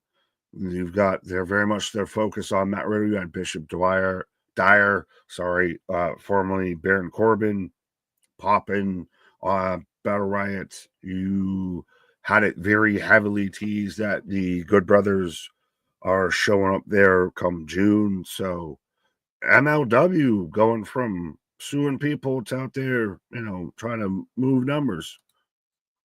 See me getting that in the yes, literally, Lady B, 100%. I legitimately thought that same thing and just didn't say it out loud of just Jimmy out there in the arms of an angel. David, what up? Think Jay wins and loses it at Backlash to Rollins, who wins the triple threat and becomes Paul Heyman's new guy. Well, we'll see with everything with Punk, Heyman, Rollins later on tonight here. I've seen that theory of Rollins somehow becoming a Heyman guy bandied about, but I don't know where you follow it up too much with it. Just be a shocking moment. As far as the Jay thing, I don't think Jay needs a long title reign. Like, I could see to where Jay wins it at WrestleMania and Jay loses it at Backlash. That's where I'd kind of go with that almost. If not, maybe he retains, that's his one retention, and then he loses it later on. How would you know I'm typing words in? I don't know. Maybe I'll just looking at each other. But Alan, what up? What do you think will happen at WrestleMania 41 for WWE Women's Intercontinental Championship match between Lyra Valkyria, Bayley, Roxanne Perez, 2025? We talked about this a bit before, as I've got. What the hell was that? They just randomly cut into Liv or Raquel talking to Jackie Redmond as we're getting. Triple H has been the only one to get any video packages for him going into the Hall of Fame. But as far as the women's IC belt, me and KJ kind of went at that for a bit at length, but I wish they were using this time to build towards a match with that, an angle, something, versus she's out there potentially about to team with the same person she just beat. But I digress. How got that one already? Wrestling God. Nick, I'm surprised Alex Hammerstone went back to MLW. I'm not. Honestly, I mean, if WWE wasn't going to do it, if he wasn't going to go or take, say, NXT money, what have you, go that way, MLW is probably the next. But I mean, there was the thought, I know KJ even talked about it, there was the thought of you reunite maybe him around MJF in AEW. Him versus Bobby Lashley wouldn't be bad, but I mean, good on MLW, and I guess we'll see how it works out, what could have been around that. But yeah, I'd be a better dad. What? It cuts off. It just randomly just cringe promo from with Liv. No, it just literally just popped in out of nowhere. Jose, hear me out, Nick. All right. I'll read you out instead of hear you out. What if Cena let Jay win the Royal Rumble and then Jay sells his soul to The Rock to beat Gunther? I mean, Travis Scott and Jay are friends too. I mean, it's an outlier theory, but it's a theory. I'll give you that. I think Jay just winning it is just going to be one of those really good feel-good moments. And I'm not saying he's got to have it for a while. he could have it literally all the way until Backlash and then turn around and drop it there.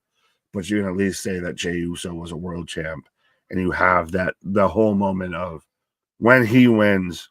And I do say when he wins. Yeah, it's a thought, but yeah, of when Jay wins, you're gonna have the whole crowd lose their mind. They eat, especially he shows up the Raw after WrestleMania. That he might be, depending on what happens with WrestleMania, he might be the first thing out the gate when it comes to the Raw after Mania, just to have that whole yeet celebration, that I did it, y'all moment. As I've got Gunther coming out right now. But again, I see 106 people with us. We've been flirting around with, the 110s, the 120s, and everything like that. Let's see if we can keep this thing rolling, keep this thing growing. Absolutely 100%. Boston, nothing is going to top Paul Heyman's speech last year. Fair enough. Christopher's agreeing with Christian. Wow, natural disasters in this year. That to me isn't the biggest question mark. It's, to me, this is the first time an actual match is going in.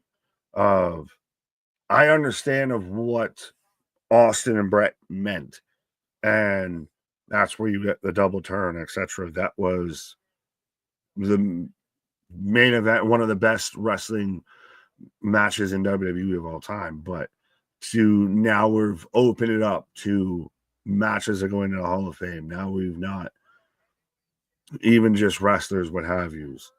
It's the first step, so it feels really foreign and really interesting to me.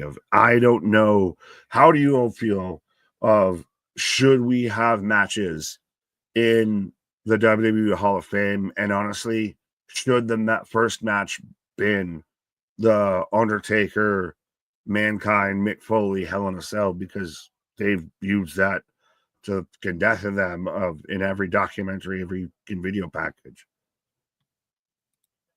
JV, well, Nick, match as a Hall of Fame match has been discussed for a while now, and I believe TLC should be up there. Fair enough. I mean, and you can comment below, not live, because, well, I mean, if you want to do it live, but more 100% to have a discussion. If you want to comment when the live stream is done, is what match would you put into the Hall of Fame?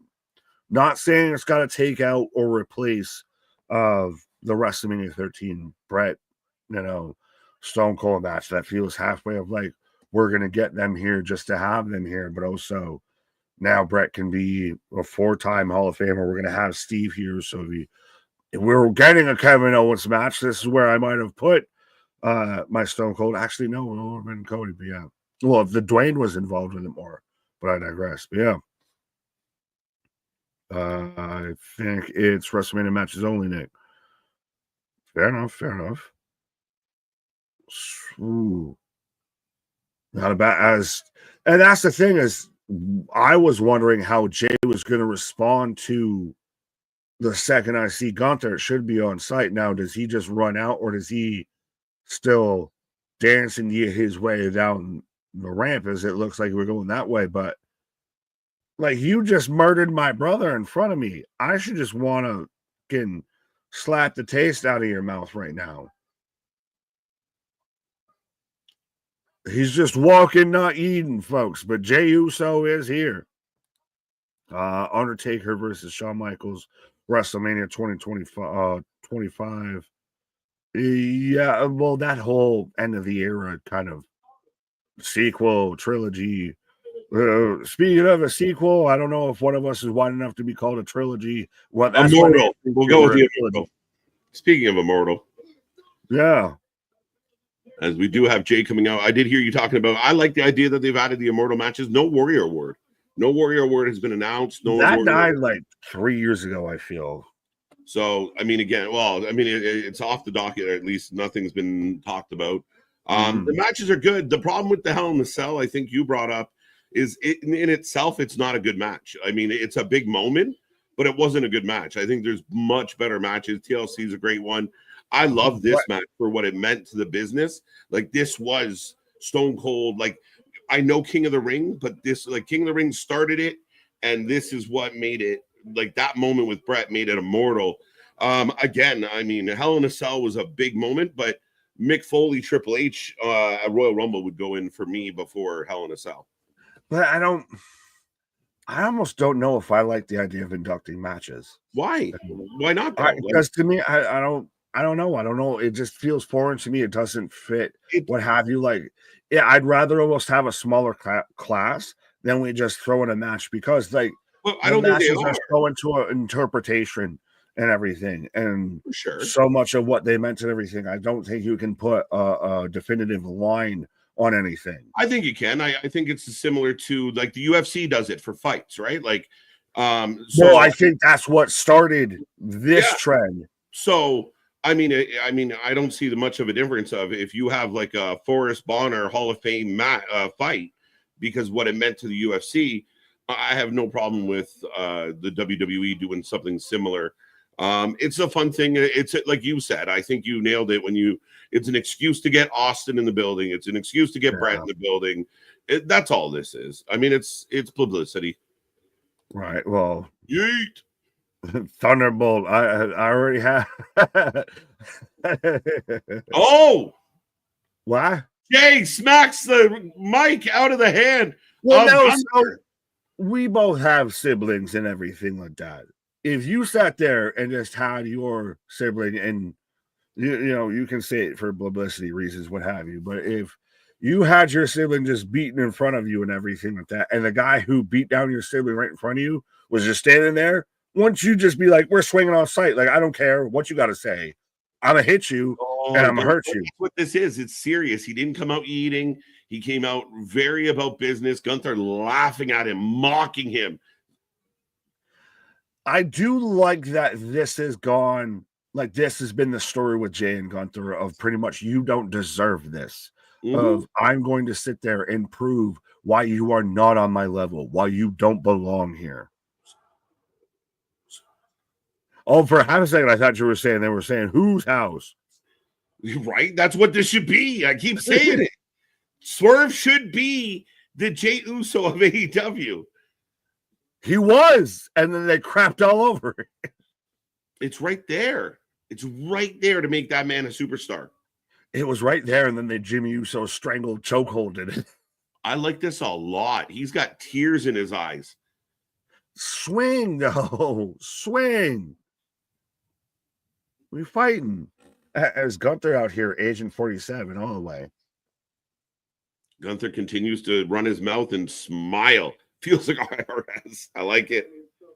A little bit, yeah. He's Austrian IRS. Twin brother, Christopher. Let's go. Yeah. Keep in mind, I mean, again, if I 100% get the on-site vibe,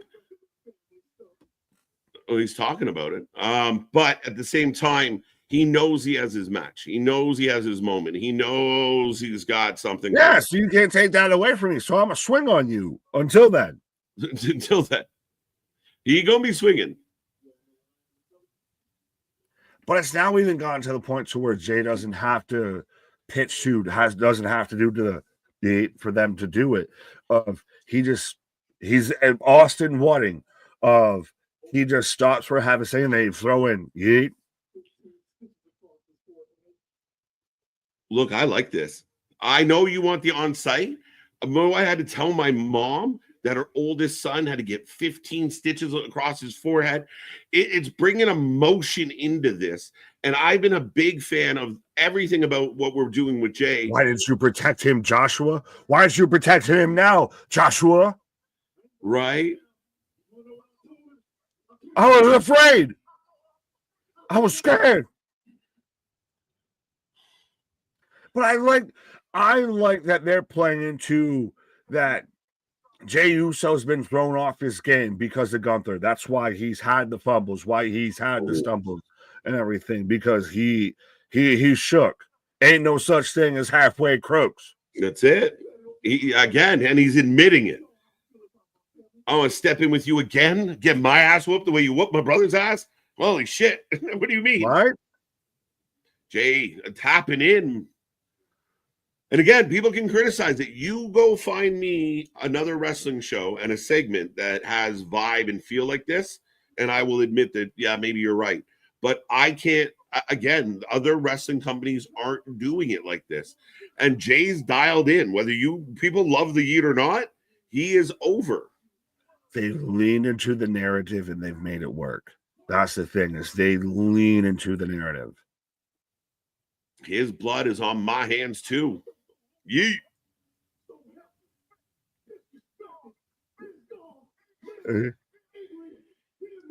Pissed off, mad, angry, damn near scared. Right. Yeah, Paul, super sad. There's actually Dark Side of the Cage for those who are fans of Dark Side of the Ring. There's also Dark Side of the 90s and 2000s, which are fun watches as well. But the Dark Side of the Cage breaks down some really good UFC stories that have gone sideways. Yeah, fair enough. Yeah.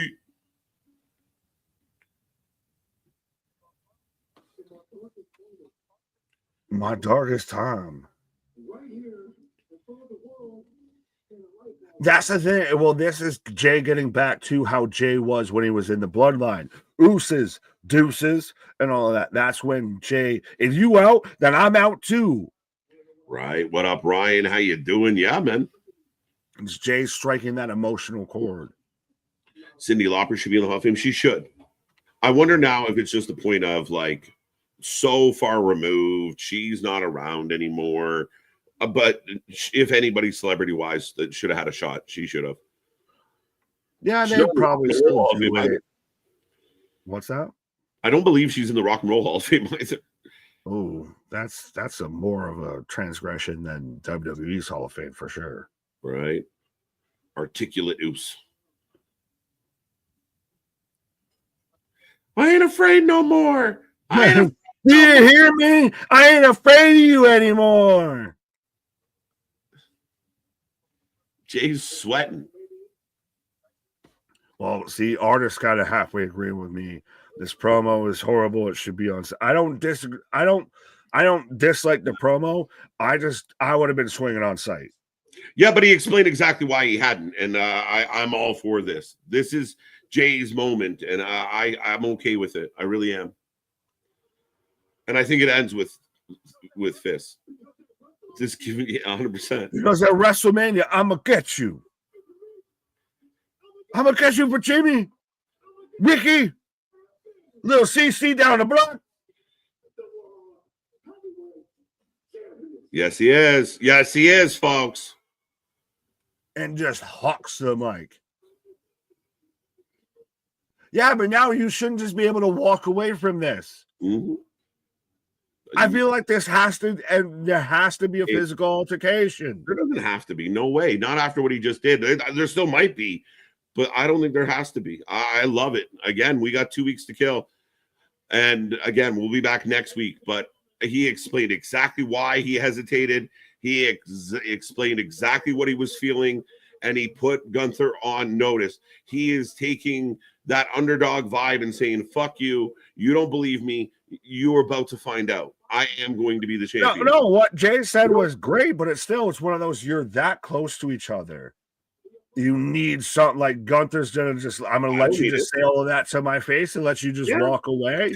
If Jay would have sat there and cut that promo from the start of the entranceway, I would have liked it and not had to think that they need to actually get in with the man and tell him what's up. I mean, again, if everybody fights every time they're mad at each other, now we got AEW all over again, and that's not going so well, Nick. They don't need to throw hands. I mean, I know people wanted Cody and Cena to throw hands the first time they bumped into each other. He walked out. It was all about the emotion. You just massacred my brother in front of me. You sat there and licked his blood in front of me. If I don't swing on you when you're this close to me, I'm dishonor on you. I've been there. I've been on your cow. I've been in those situations, like, bro, okay, I will see you. There will be a moment, but he just put him on notice. I thought that was well done. I have no issue with them not fighting every single week. If all they do is beat each other up, it gets boring. That is all about the storytelling, and that was well delivered. Huge. I liked Jay's promo. Just do it from a distance so I don't think no, you should be fighting. stage. You go in the ring. You go in the stage. They should be fighting in the ring, because if you just did that in front of me. Gunther's not going to be the one that throws the first punch because he's arrogant and he's smiling. He doesn't care what Jay has to say. And Jay unloads. Yeah. He brutalized his brother and you let him slide. It's not a sliding. It's not. He just put him on notice, folks.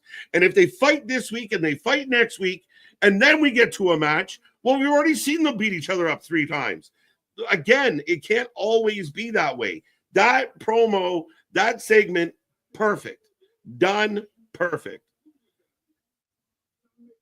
You have that. I ain't gonna fight on that anymore. Right? Again, I was afraid. I liked Jay's promo. And I get what you're saying. I'm gonna guess you, Gunther, and your little dog Kaiser too. Right? As look, we are getting like the historic reference. And they're pointing out this specific clip. 2013. You will be at a WrestleMania and I will walk down the aisle with you. Mm-hmm. Right? Does Roman show up tonight? I don't think so. I think so. I this is building up one of your WrestleMania main events. This to me has become one of your your flagpole, weight bearing king pillar matches of the WrestleMania build. Yeah. So I would love to see a Roman out here tonight. I think Heyman's out there, and maybe you get Roman that cuts him off after Heyman's really getting nice and really cozy with Punk, because I've seen a lot of people pretty much already put it of basically just Heyman's coming out with Punk of he's no longer Roman's wise man anymore. Right. Jay is the realest of the real. This is great. But Gunther is winning. He's not. So somebody said, I think Jay's going to jump Gunther next week. Gunther's going to beat up Jay pretty good next week. And that's how we're leaving the go home show, is Gunther being won over on Jay, because Jay's winning at Mania, folks. Yep. And it also abides by the laws of wrestling of he who goes over on the go home show loses at the pay-per-view. That's how I'm feeling it. Paul, right. Agreeing with you. One of the few. Jake, I had to slip that in there. I see. They could open night 2. I mean, the world title did open night 2 last year. It'll be interesting the way that they structure the outside, underneath the main events. We know the main events at this point. I assume it's Punk, Seth, Roman night 1, Cody, Cena night 2 are the main events, and now it's how do you structure underneath. Well, the only thing I'm looking at, the one thing I've been noticing as I've been trying to work with all this stuff over the last few days, very much I'm wondering if night 1 has a certain graphic and night 2 has a different graphic. So the ones that are in the playing cards, are they one night, and the ones that are like the standalone visuals, like the Cody, Cena, Charlotte, Tiff, are they night 2? And LA night, Jacob night 1. We already know that CM Punk, Roman, and Seth are night 1 as well. So I'm curious if that's any indication. Nothing confirmed, but definitely. Saturday night will be main evented by the Triple Threat. Sunday night's going to be main evented by Cody and Cena. Yeah. As I'm in commercial break, you, I believe, would have the New Day's continued entrance coming out as we're getting the New Day versus the Viking Raiders for the tag team titles. So they're showing the anniversary of Kofi Mania, where they cropped out Big E. Hey, it's like WWE with cropping out Moxley. Right. Gunther Jay opens night 1. Could. It very much could, and that's would be the way that you have the freshest audience. You have the crowd's going to go wild and yeet away because they haven't had nothing else to do. So they won't get worn out throughout the show, but Right. All right, folks. I'm going to put a poll up as the New Day are in the ring. We're about a minute away from the match even getting close to starting. Xavier yelling at fans. Fair enough. Well, Christopher's taking Skull for the win. The Viking Raiders. Kofi and the Miz, future Hall of Famers. Ooh. Yeah. Yeah. At this point, yeah. No, I think that's a slam dunk. There is just so many, so many tag titles alone, right? Kofi has a few other accolades, Kofi Mania, Kofi for sure. Woods, Woods, E, and New Day are going to go down in history as one of the best tag teams ever in WWE. WWE named them number one, though. They're wrong. Oh, fair enough. Well, I think the question the other person brought up was The Miz, which, again, former world champ. Like, those are guys that will go in. They won't headline the class. I'll say that at least, but they'll go in. Don't underestimate The Miz, right? Because two-time Grand Slam. The Miz headlines a WrestleMania class. It could be. They can't all be fucking amazing. But that would be the worst. Don't underrate The Miz and his accomplishments. I will, because they ain't great. I'm getting the 2K25 ad right now where they're teasing all about WrestleMania 40. Let's go. New Raiders for the win. 6th anniversary of Kofi Mania. Who's the best wrestler who tried to be a cameraman? Orton, Punk, Rock, or Xavier Woods? Oh, The Rock did it the best. I think The Rock did it the best. You can throw Jericho in there, but he does it terribly. I don't know. I like the last little slide in of Xavier Woods. If you know, you know.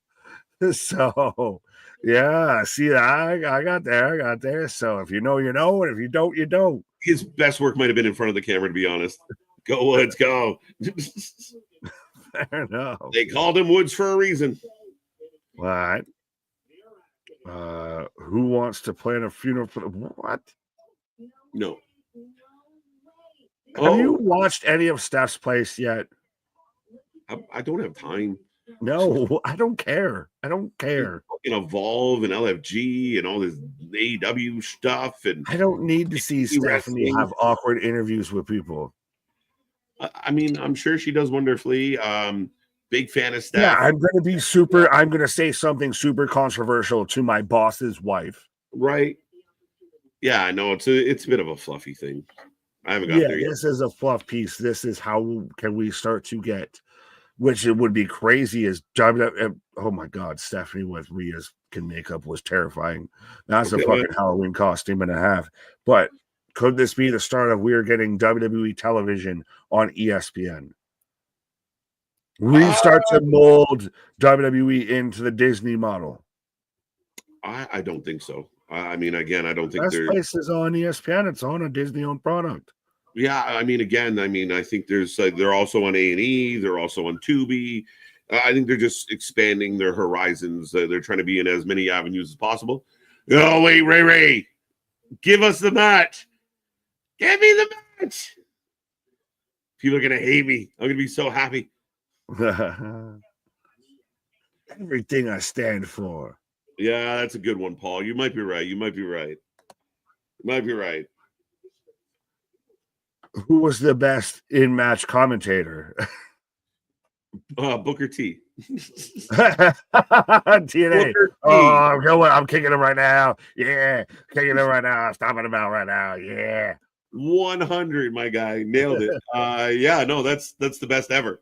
Man was literally calling the action while he was perpetrating the action. Number 2 would be Dwayne. Out of respect for you, gracias. Americano at WrestleMania. Yes. Wait, what? What did we just get agreed to? Ray versus Americano, WrestleMania 41. The best WrestleMania ever. Lucha. We got Ronald Mysterious versus the man who's mysterious, El Grande Americano. Right. They're fighting over who owns the Gulf. Is it the Gulf of Mexico or the Gulf of America? Who owns the Gulf, folks? Right. Let's go. Tony Hinchcliffe, Kill Tony, is about to do commentary on WWE. I'm actually Where's Sam Patterson when you need him? I'm actually going to a Hinchcliffe show on Saturday. Do you have your name in the bucket? Oh, I wish. You'll see. Do it. I'd be wearing one of our T-shirts, that's for sure. Fucking do it.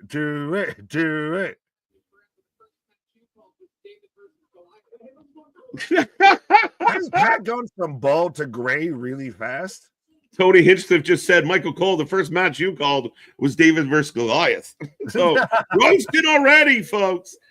Oh, and anyone that can actually answer this and legitimately can let me know, because I'm unclear on if they're actually airing Wale Mania on Netflix and if they're actually airing the Kill Tony, the roast of WrestleMania on Netflix, because both have been teased towards WrestleMania, but I haven't seen anything of knowing that they're officially aired or when they are aired.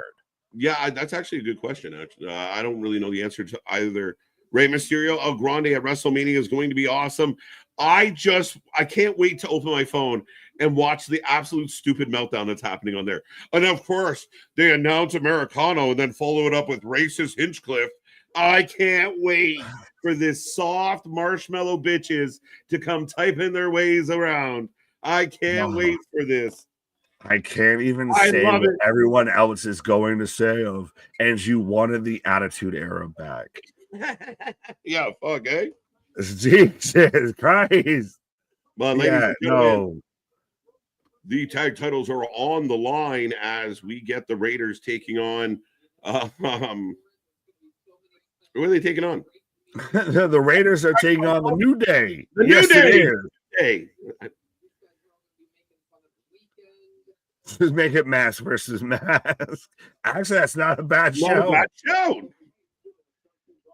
Greatest luchador versus the greatest masked Americano. I think it's great. I think it's fucking great. I asked for it. I got it. I'm pumped. Somebody pointed out in the chat 12 matches have now been announced. Well, there you go. Well, everybody out there just helping you out. These soft marshmallow ass bitches. Oh, there's going to be so many people. I can't believe they're doing this. Just, it's not cool to white knight, my guy. At this point, it's not cool to fucking social justice warrior. Does not suit you. Anybody, like, you don't do it. Like, I get cool if you want to actually, if you can have a valid reason to be upset, cool, great. But a lot of people just get upset on behalf, and it's like, what the fuck are we doing? Right. But who you got? The Viking Raiders or the New Day? And why is it the Viking Raiders? Yeah, it's got to be the Raiders. I mean, unless there's something afoot here, but I imagine the Raiders win or nobody wins. Maybe I might be leaning towards nobody. Raiders 75%. MBB just clipped all of that so he can just replay it right now, because I know the man's a Raiders fan. He's out there I think the Raiders win unless they're just making something up here. Yeah. New Day 18%, Raiders 77%, nobody 5%. So heavy favorites by the champs. Could New Day win just to spite us all, and then multi-man match mania strikes again, and we get a multi-man person ladder match for the tag belts? But, yeah. Shit. This is what happens when you unleash multi-match man mania.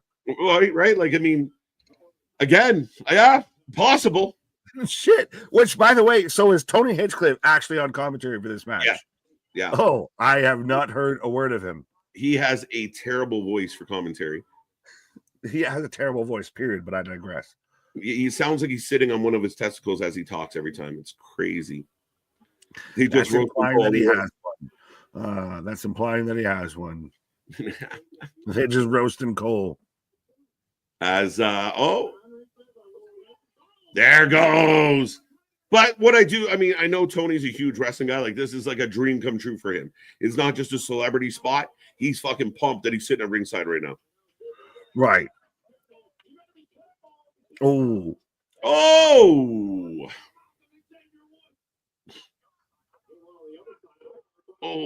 Kofi.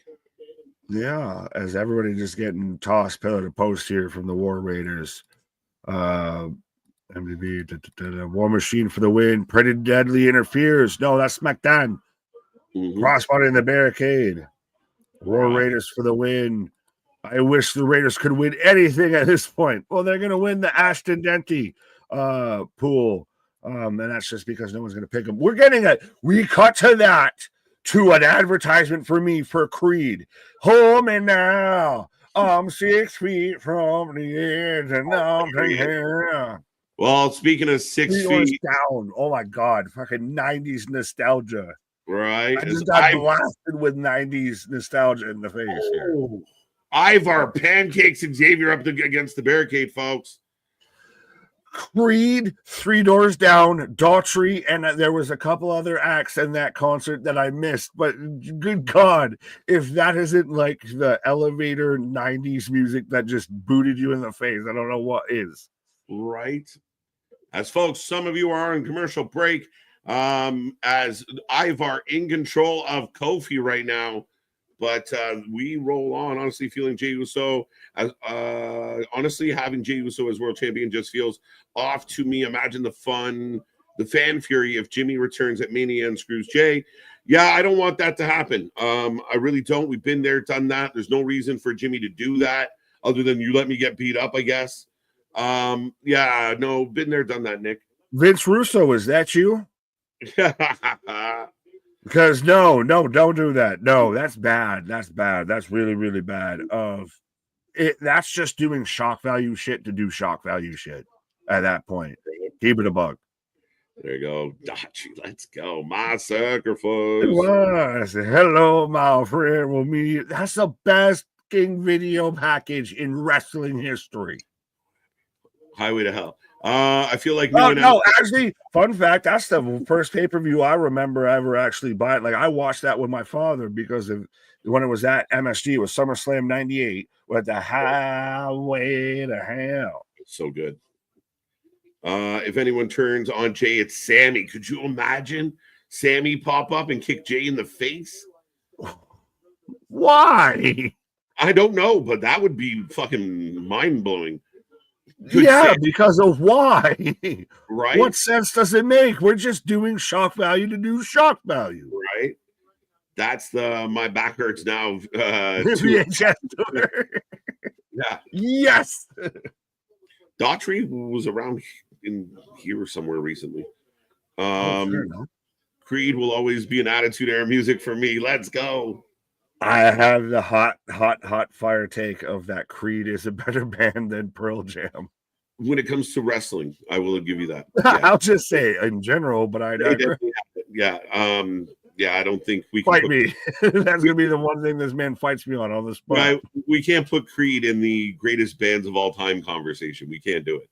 I don't think you would put Pearl Jam in there either. You're gonna tell me that Nickelback is second? Like, what are we doing here? They might be. They might be. And I love me some Nickelback. Too Expensive, John. You guys watch a lot of old WWF videos for the most part. So miss those days. Bobby Heenan, Gorilla, Jesse, Roddy. I mean, again, as far as personalities go, that time was great. Piper is one of my goats. But I mean, again, I love watching the old wrestling. Some of those matches don't carry too well in modern time, but it's overall good stuff. Oh, absolutely. Well, I have a question that I've heard could spawn out of that a little bit that I want to ask you in a second, but I also just love these of "Can you take me higher?" And then Pearl Jam is aggressively mid. Come on, MTB. I expect better from you, bro. One of the best. So out of like the Bobby Heenans, the Gorilla Monsoons, the Dusties, the Jay. Well, we can't even say JRs now, but who out of that crop that's not here with us would have had the best podcast that you're tuning into? I don't think we should steal other podcast bit. Yeah, I mean, again, there's a lot. I mean, Roddy would have been amazing as a podcaster as far as just being entertaining to listen to and rant and rave and tell stories. But overall, I mean, Bobby was a talker. King. Disqualification. What the fuck was that? He was shoving the guy off with the fucking chair. He gets disqualified. They lie, they cheat, they steal. The New Day. Let's go. Yeah, but you don't win the belts, but you won the match. So are we gonna get a title match? Oh, as now we've got hell breaking Oh, loose. they're getting wailed on. Eric back in. Multi-match mania. I feel it coming down the pipeline. Big train rolling down the line.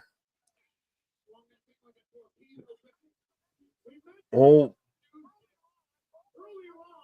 as we're setting up a chair in the corner. So, and the commentary is bigging up the neck issues of the Viking Raiders. So, oh, Eric just straight, and Eric's the one fresh off that neck injury, right into a steel chair in the corner.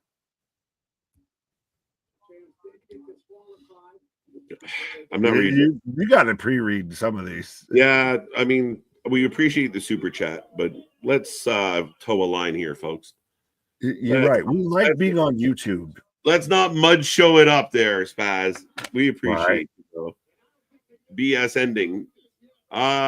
Ending fed the need for what we're getting right now as we set up another match for WrestleMania. So 12 matches announced. Raiders, New Day at Mania should cook. Fair. I want to read this from the artist, and I guess he's calling Burt Kreischer, Timu KJ start wearing a t-shirt. I don't know if I'm insulted or should I don't know who he's trying to go at. As well, we're about to have Pillmanize. They were gonna literally try and cripple fucking Eric there. I like it. Security crowd's a little bit quiet at this. Well, they've just been kind of like the mid, like one of those of like, I switched out the salt with sugar type of heels. Instead of that, we're out here now almost going to sit there and paralyze somebody, or we're going to stomp on a recently repaired neck through a steel chair. Yeah, I don't know if I agree with how accurate that is. I mean, again, they huge heel heat for what they did to Big E. Well, yes, but then that tapered. Well, again, I mean, we've kind of watched the evolution of them kind of come into this heel vibe, and I mean, staking their claim to go after the champions isn't bad. They get the DQ win tonight, which will give them an excuse to have a title match at WrestleMania. So it looks like we're going to get the Raiders New Day as match number 13. Oy. We had a one-man dead show. One dead man. New Day has lost a lot of steam. See, so that's the thing that's to me where I'm at with that of for them to go of they're kind like they are still heels. They're not fresh off of what when they're talking to Big E about his broken neck. They kind of tapered off a bit and then they go to like we're instantly like we just hate necks. I guess we're going to try and cripple everybody. Seems a bit aggressive.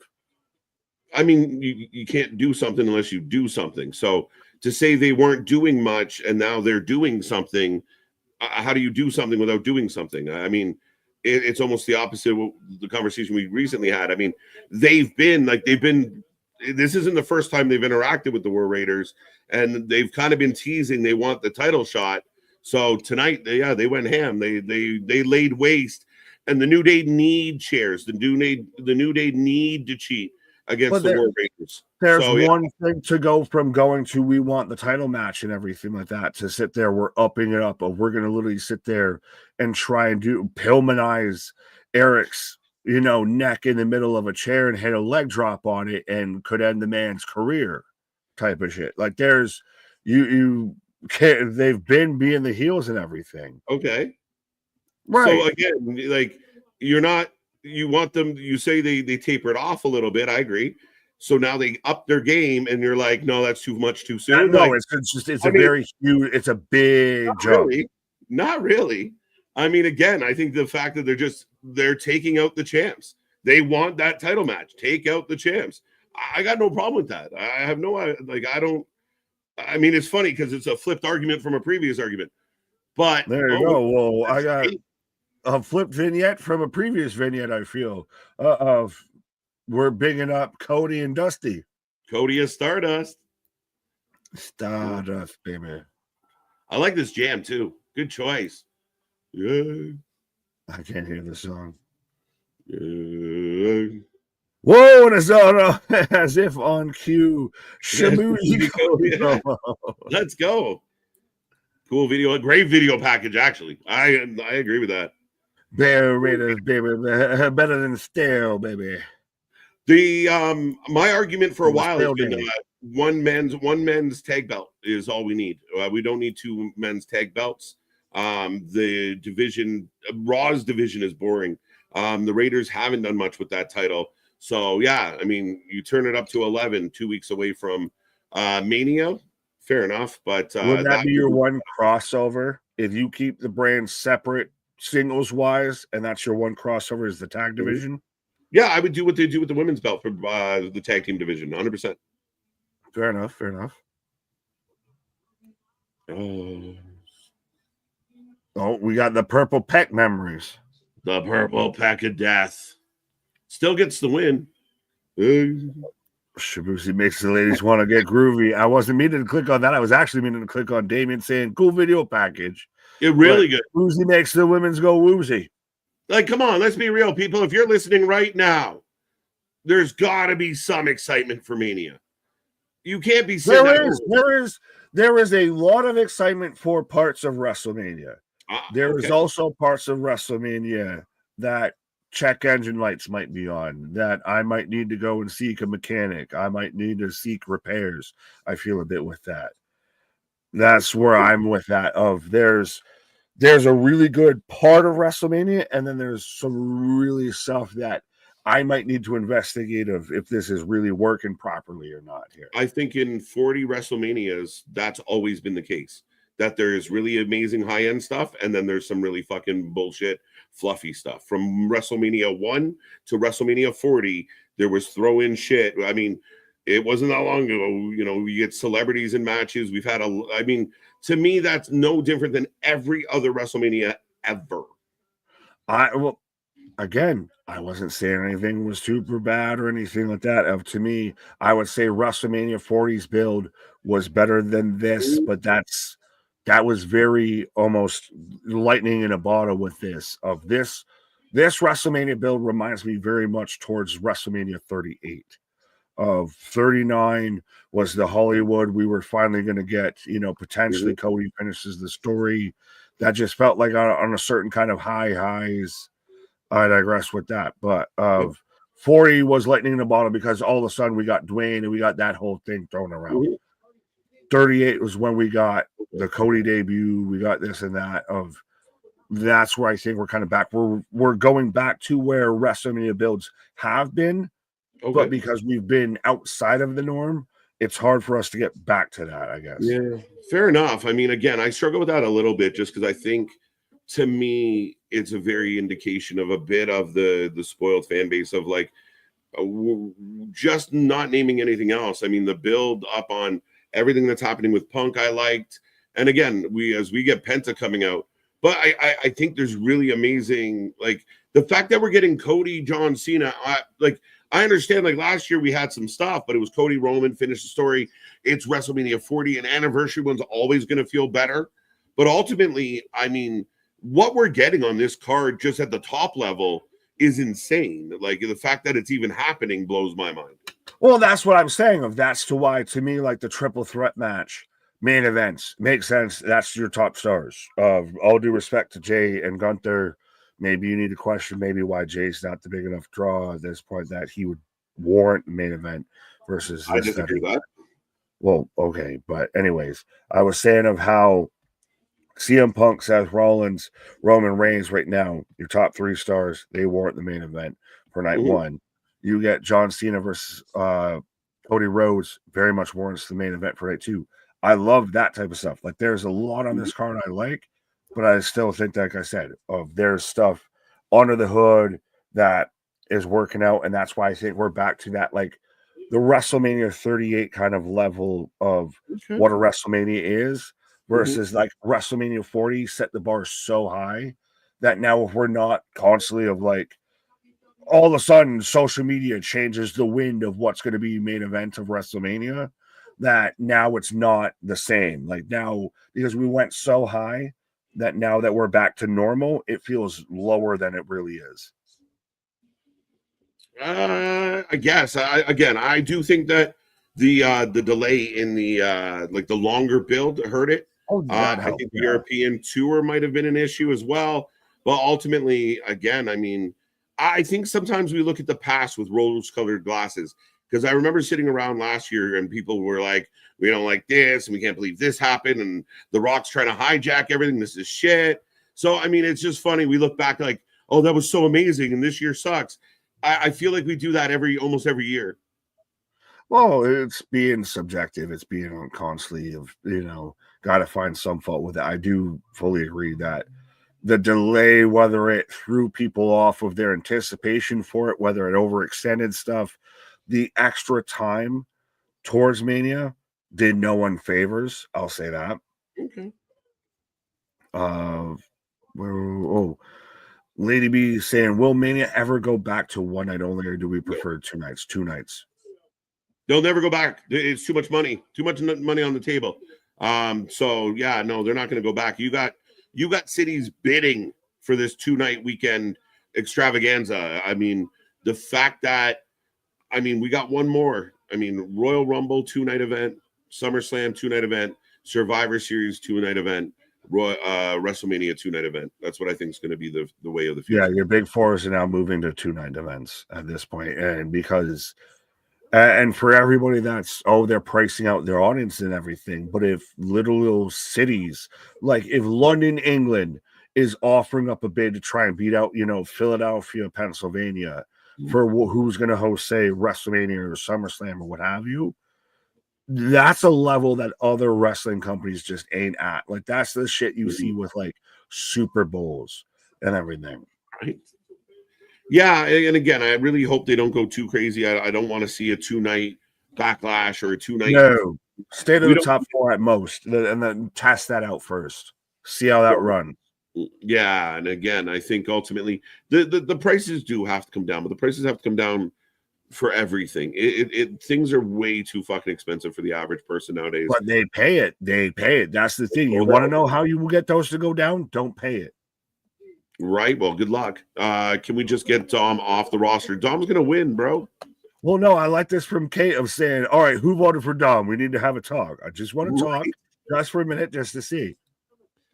85% going Penta, 3% going Dom, 10% going nobody. My money's not on anybody. This is just building up for the IC match. A company willing to give up money for the sake of art will never happen. Yeah, no. Mm-mm. Not exactly. Adi Shankar, creator of The Devil May Cry, now streaming on Netflix. That explains the cosplay attire. What is with the hair? Now we got celebrities showing up with like props and costumes. But that's the thing, is they're getting into the wrestling. Now this is very much you're incorporating Netflix into this. The Bert love Kreischer. Okay, that's a good one. I don't even think his stand-up's that good. No, he hasn't been good since The Machine. And the movie was bad too. Yeah, I don't. Yeah. I think he's funnier when he's just talking. Well, that's a Bacon Club fucking discussion if there ever was one. And we want to talk about that type of stuff. Right. I don't think we need to break down in the middle of watching Penta versus Dom, break down Bert Kreischer. Yeah. Last Mania was a struggle, but ended on a high note, so we will see. There you go. Good point. It's provocative. It's you. Woo. Devil May Cry. Kenta, what? Seriously tired of the quote-unquote celebs every week. Well, then there was, what was it? It was last week to where Pat, might have almost gotten sparked out by Michael Venom Page because he was calling him some Netflix actress. Right. Penta down. We were rolling, folks. We were rolling. Who you got in this match, sir? Well, Nobody. no, you said nobody. You said nobody. Nobody. Fair enough. DQ, maybe somebody gets a win by a DQ. Yeah. Penta win. You got to keep Penta strong, I think, no matter what. Cactus Jack and Dude Love for Halloween. Not a bad shout. Bang, bang. Can I call Cactus? You be Cactus if it makes you happy. I mean, I could do it, yeah. I could do Dude. I'm a dude. She's a dude. But Penta throwing. Dom with the big knee. Right. Well, I don't want to segue it this way, but I got to go deal with my high knee. But I will be right back, sir. Okay. Nick taking a pause for the cause, folks. We are rolling on. More coming your way. Penta in the ring right now. Dom in control. What are those boots Dom is wearing? They are a bold statement is what they are. Are they Uggs?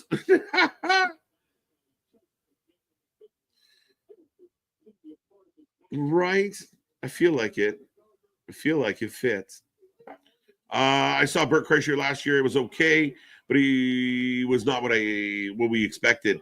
Yeah, I got a kind of a love-hate. There's some stuff I love, some stuff I don't. Not one of my fave guys on the chart. Those are Sherpa skin boots. Sherpa skin boots. Panta to the top. Oh, down on Carlito and Dom. My girl has those. Uggs. Yeah. I get a few Uggs a day. Ugh. Do you like the idea of the Ernest the Cat Miller going into the WWE Hall of Fame? I don't think so, Christian. I don't think he ever really kind of got where he was going. That was the prequel. What did Vance say? All right, you guys are talking about something else. You can fill me in later. Punk Seth segment, possibly Damian. It looks like, yeah, because we don't have a whole lot announced as the night goes on. But yeah, we got Seth Punk in the building.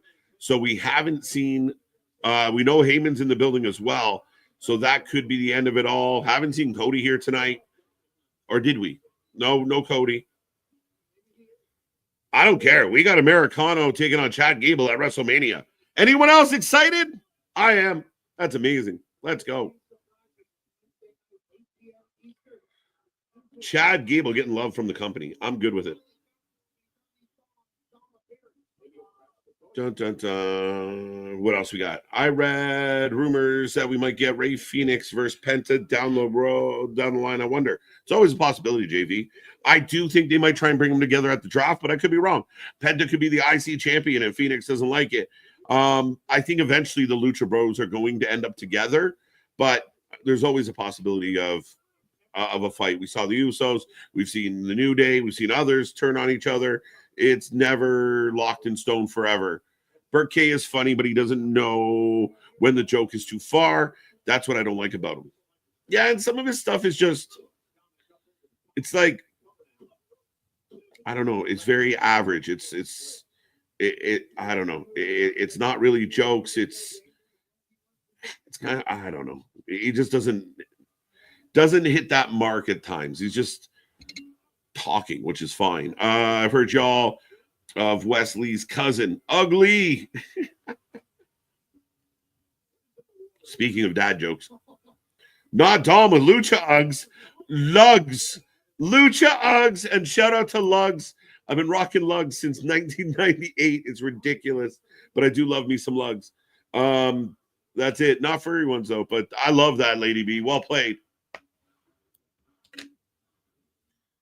Wow, Netflix with the commercials, more like commercial night Raw. Ha ha ha. I don't know. I don't get them. Sorry, Paul.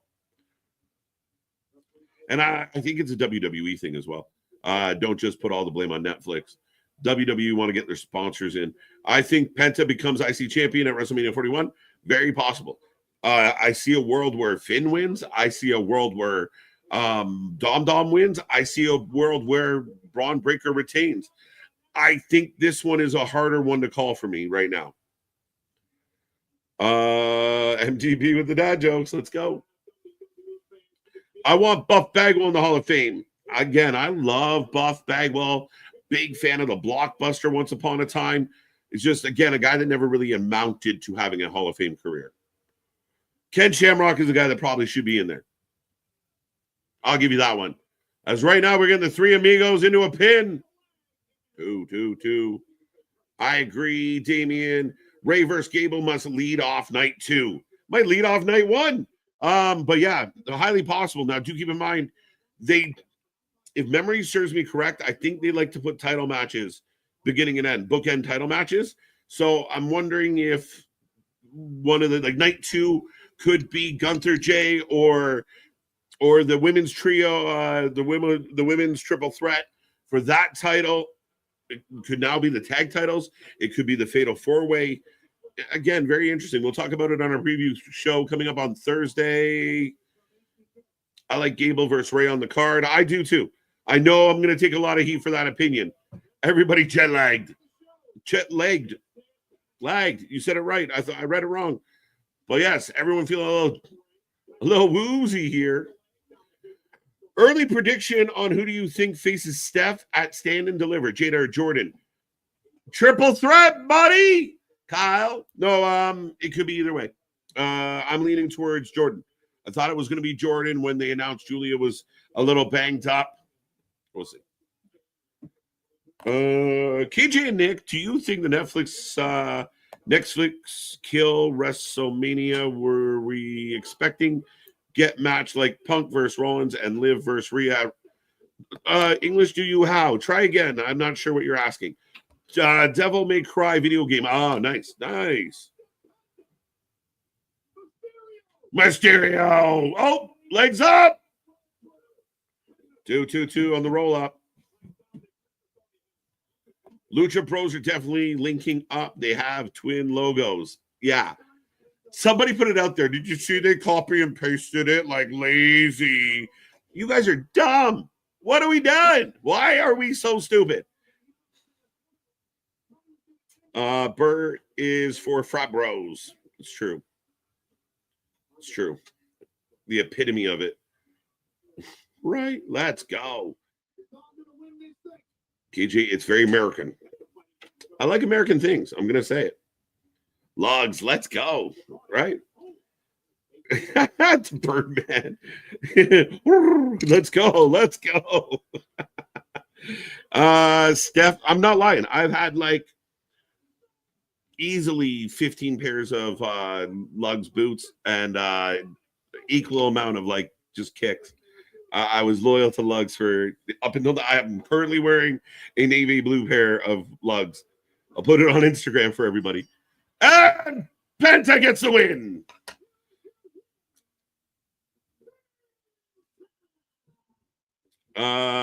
Hearing Pat say Penta and Phoenix on Raw is so crazy. It's insane, right? I mean, Carlito. Penta's going to show Dom what it feels like to get a white girl wasted on those moon boots. As we get a backstabber on Penta. Buff Bagwell has the elite initials for his shoot name. It's true. I can't wait to see the fallout from Dynasty Wednesday. So many ways they can go with the storyline. Booking be great. Mikey, I can't wait. I honestly can. I'm very curious. But Breaker, slowly. I think he's going to get jumped by Finn, though. Watch your back. Oh, no. Carlito coming out. Spear. Holy shit.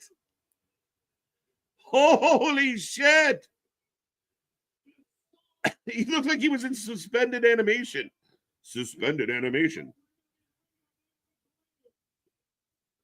Last match of the night is last match of the night. Three Amigos Offset take off Quavo. Offset take off Quavo. It took me a second to be like, what are you talking about? Quavo. Braun Breaker drilling Penta.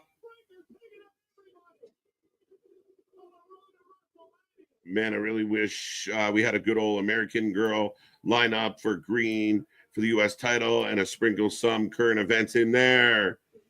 It'd be interesting. You got to find someone that can really combat that. Chelsea's solid right now.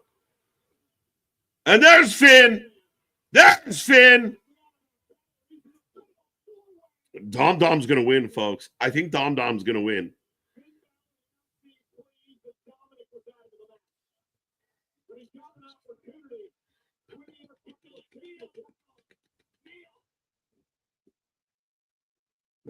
All right. I don't see what I'm looking for, but where'd you go? Dom and Carlito versus Lucha Pros. Finn's got his belt over his head, but whoa! Breaker goes for the spear. Dodgeball. I would rather see Penta squash Dom because it's cooking Dom, but I'll take the win. Yeah, we're just trying to make Dom feel like he should be in the match. Braun, damn, fucking big ass spear. Big ass spear. I love Braun. Carlito is not cool. Damn, I was hoping to try and come back on big ass. Big ass. But yes, I guess that might fit. But yeah, Braun laying waste to everybody. No selling the 619. Good God, he leapt from 20 yards away and still hit that man. Like, I've never seen a pounce as a spear until now. It was insane. It was like suspended animation. Like, he hit him and just froze in the air for a minute. Like, somebody gonna get hit real bad. Right. When was the last time Finn held some gold? Was the tag titles? Tag titles, Damien? Yes, sir. Singles gold. Probably the IC title. Was it? Yeah, it would have been that, or would have been NXT title. Oh no, he's had titles since NXT. No, that's why I'm asking. I mean, he was the Universal Champion after that. I mean, but I think he's had. He was when he went back to NXT when he was out there hitting the 1916s and everything. Oh, that little short run. That's true. That's true. Right. But yeah, I think he's had to have something since then. Well, Boston says IC gold, so I trust. Yeah. AJ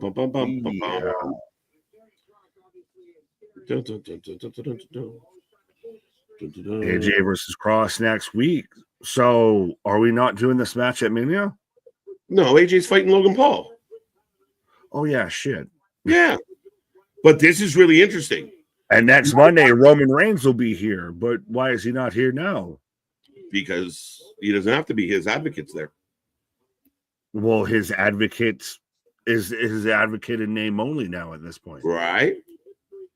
WrestleMania 41 in Vegas will be Roman Reigns' 11th participating in the main event, the most in history. We know that. There's been like 18 Manias with Samoans in that position. Yeah, it's almost at this point of, there's been more members of the Anawahi family in the main events of WrestleManias than there has been, WrestleManias. Right. Paul Heyman got that. Heyman's got the swagger though, so fair enough. As there we go, as KJ's taking a pause for the cause with that. But yeah, as I'm in commercial break after we just get Heyman swagger walk into the ring, so it looks like we're gonna be up next, ending Monday Night Raw with Rollins, Punk, Heyman, which I mean makes the most sense. That's one of the best things I think for me going into WrestleMania. AJ versus Paul. Is AJ babyface now? Has been. When was he not? At least since his return. Jey Uso is WWE champion. Yes, Sue, I believe that's going to be the end result come WrestleMania. That makes him Grand Slam and a Triple Crown winner. Ooh.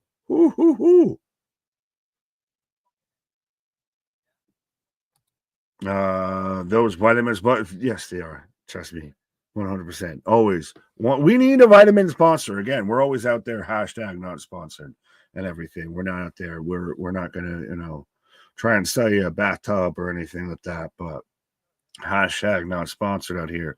But I will remind everybody, we are the Wrestling for Life Network. We do this for anything and everything.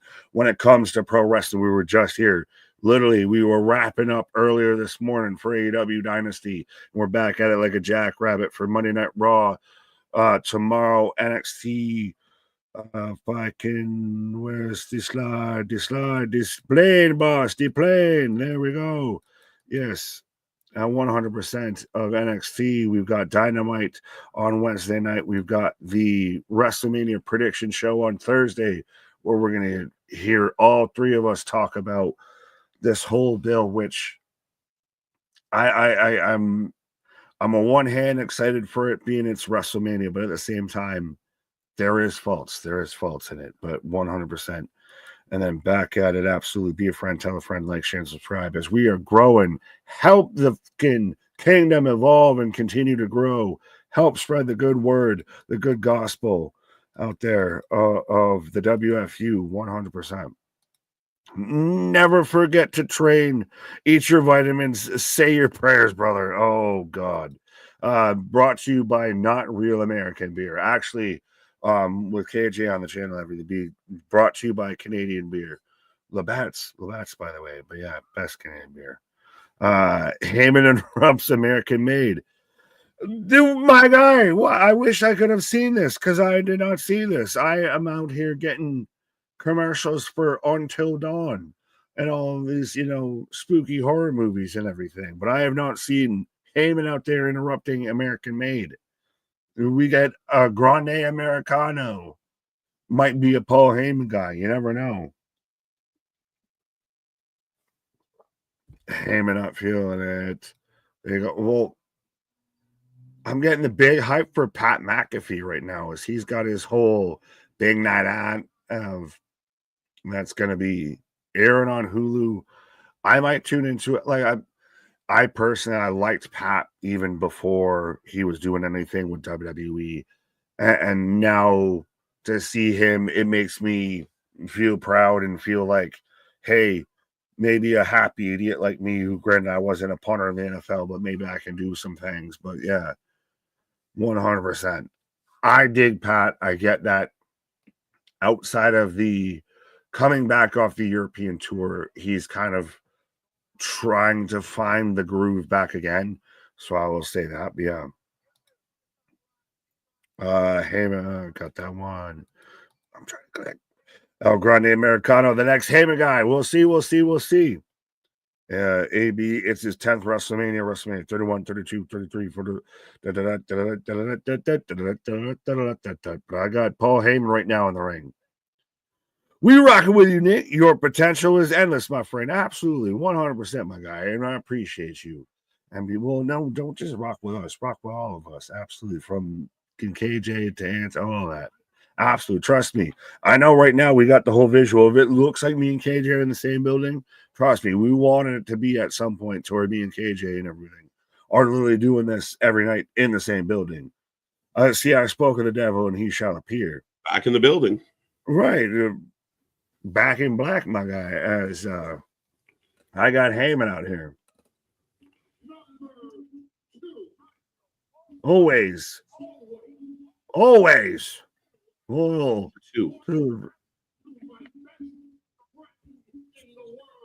I will always be loyal to my best friend in the world, CM Punk. That is not where I thought he was going. I was waiting for Roman Reigns. Or even, dare I say, a Brock Lesnar. Because I'm loyal to both of them. He's going to turn on both of them. I'm outside of the moment. What service does that help? What service does that entertain? I think it sets up a really nice Seth run. You're teasing it now with literally right now Seth's coming out. Him going out of his way. Like the only thing he got out of his mouth, Nick, was the fact that I would never be disloyal to either one of them. Anytime Heyman makes a claim like that, hold up. No, it's 100%. Sit there and put the bait on the hook. Sit there and troll. Sit there and let it fucking linger. Because to me, outside of the shock and awe, it provides nothing. It does nothing to help anybody. It just convolutes an already slightly convoluted mess a bit. So what do you how do you continue past WrestleMania with Seth Rollins and Paul Heyman? That's exactly Roman Reigns, Sans Wise Man, CM Punk gets. I don't know if we'll see Roman Reigns much. Like, he's so part-time. You think Roman's done? You put Paul with somebody who's consistently there in the building, that the nights that Seth isn't there, that he has an advocate to advocate for him, or somebody. That's Roman. That's what Roman. That's why Heyman is here. Roman's a part-time guy at best nowadays, so I don't mind it. I think just for the moment in itself, it's a possibility. No, that's the thing, is that's right there. If I think everybody just gets behind it because of the moment. Yeah, but I still think the deep heel heat that comes out of it, if he screws Punk, and then if you're building towards something in the summer where Seth revisits Punk, which he's not done with, plus you do have the potential of Roman having a match with like a Punk as well. But Seth Punk your match out of this, or is it Seth Roman? It could be both, just different times. We got a full calendar. Bless Minneapolis, let's go. That's the thing, is to me, I just don't buy the Heyman Rollins thing. I think that is literally, you're just doing it for the shock and awe. No. The fucking, the flashbang moment. You have a guy like, you have a heel Seth with a heel Heyman, and Heyman's causing problems getting Seth pushed up. A Seth going after a babyface Jey Uso. It's not needed. Again, nothing's needed. It's what works and what is going to get over, what is going to get a reaction, and I think they'll get a reaction. Like Roman and Heyman don't get a reaction. Punk and Heyman wouldn't get. Roman gets a reaction without Paul. Your argument right there is it's not needed. That's a reaction without Paul. Roman doesn't need Paul either anymore, my guy. Punk doesn't need him. None of them need him. I would argue the tribal chief character needs him. Oh, but why? Roman does perfectly fine on his own. Yeah, but it fits. It's the mold there with the wise man. Same thing with Punk. Any one of the three could use him. None of them need him, but they all could use him. How you feeling about Seth's attire, by the way? This man looking like a fucking overused, overwashed bath mat fucking towel here. He loves looking like furniture. He looks like a that you could get at IKEA. He just keep dropping subtle hints to Becky of, I'm going to dress like the couch we should buy. Right. With all this Heyman loyal to Roman and CM Punk, I feel like CM Punk and Roman will argue at Heyman. Yeah, again, you guys are going to play tug of war with me. I'm going to choose the one that's being nice to me. I am with the beast. We're going to get a custody battle. Oh my God, if that fucker shows up. But yeah, we're going to get a custody battle, a custody ladder match over who owns the rights to Paul Heyman. Right. The IWC got you down. Try some WFU vitamins, Christopher. Let's go. Let's go. Absolutely. I can make that happen if you're in the good old Canada. We need that as a sponsor, my guy. We need a WFU strain, my guy. Make my own. I mean, you do you, boo-boo. Whatever you got to do. As long as we can keep it on the up and ups. I'm legally allowed to have plants. I don't know what to tell you, buddy. There we go. We might 100%. You might have to take a trip to Toronto, but you can get that first exclusive, that early dip, honey dip, right. That WFU strain. Yeah, I can't send it across the border, folks, but if you run this way fast enough and then I hand it off, you run back, we're good. Don't get caught. I'm not condoning. We're not saying nothing, but yeah, if it just so happens. I'll meet you at the border. I'll see you at the Rainbow Bridge, folks. Oh, God. See? Sad saying all he needs you for is to hand him the Ula Fala. Yeah, but so what would Seth need Heyman for? The same reason Punk or Roman would. No, not one of these guys. I think there's a validation, a connection, an established relationship if he's with Punk or if he's with Roman. There's always a plan B. Oh, then if that's what happens, then Seth, I would run because then Roman is the biggest baby face, and that's a WrestleMania 42 match in New Orleans is Seth Rollins versus Roman Reigns. Beautiful. And probably for a world title at that point. And Yeah. you play up all the Shield history, the Plan B. Christ, could you call it the Plan B match or would you get sued? Match. Seth looks like a bath mat. Yeah.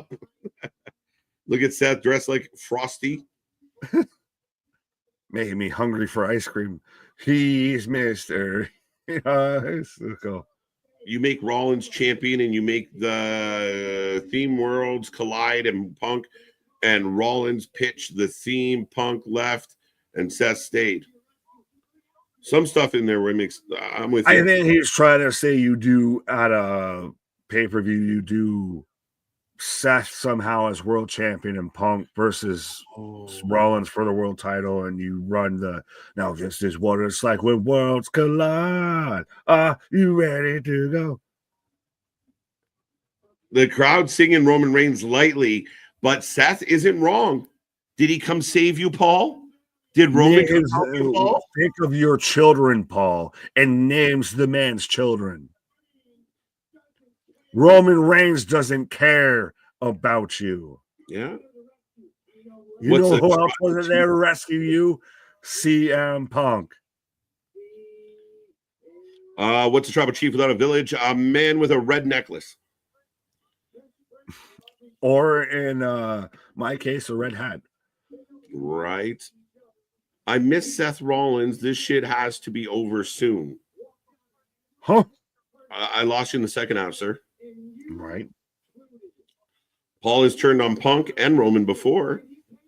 Well, and he's bringing up of Punk walked out on you too. Mm-hmm. So Seth, yeah. Seth's really interesting that like Seth's best promo, his best promo out here. I'm turning into Dusty, but his best promo in this feud has been at Paul Heyman. I would disagree with that. I think he's been solid. I mean, I think he came out swinging 2 weeks ago. I think that this past week where he sat there and just laughed in the corner, he was a huge impactful moment. But he even came out and got the first word and explained what he was going to do. So again, when they tell us he's going to sit back and watch these two idiots swing at each other, that's smart. But Seth's been a viable competitor in all of this, and technically he kind of started it all because he was pissed off at everybody.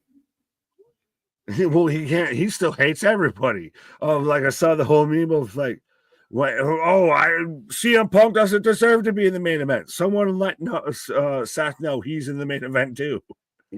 Fair enough. Watch Heyman leaves WrestleMania with Rollins. It's a possibility. I'm not saying it's a difficult responsibility. The Seth frickin' Rollins current Joker character, I could not stand. This has been serious Rollins, though, for a while now, Mikey. Yeah. CM Punk stuff, I agree. He can be a little too funky, a little too over the top with the laugh, but he doesn't really do the laugh anymore. He still dresses flamboyantly and very charismatic or eccentric. He's serious Joker. He's planting the seeds. He's planting the, Roman Reigns doesn't really care about you. Think about your children, Paul. You know who else left you too? CM Punk.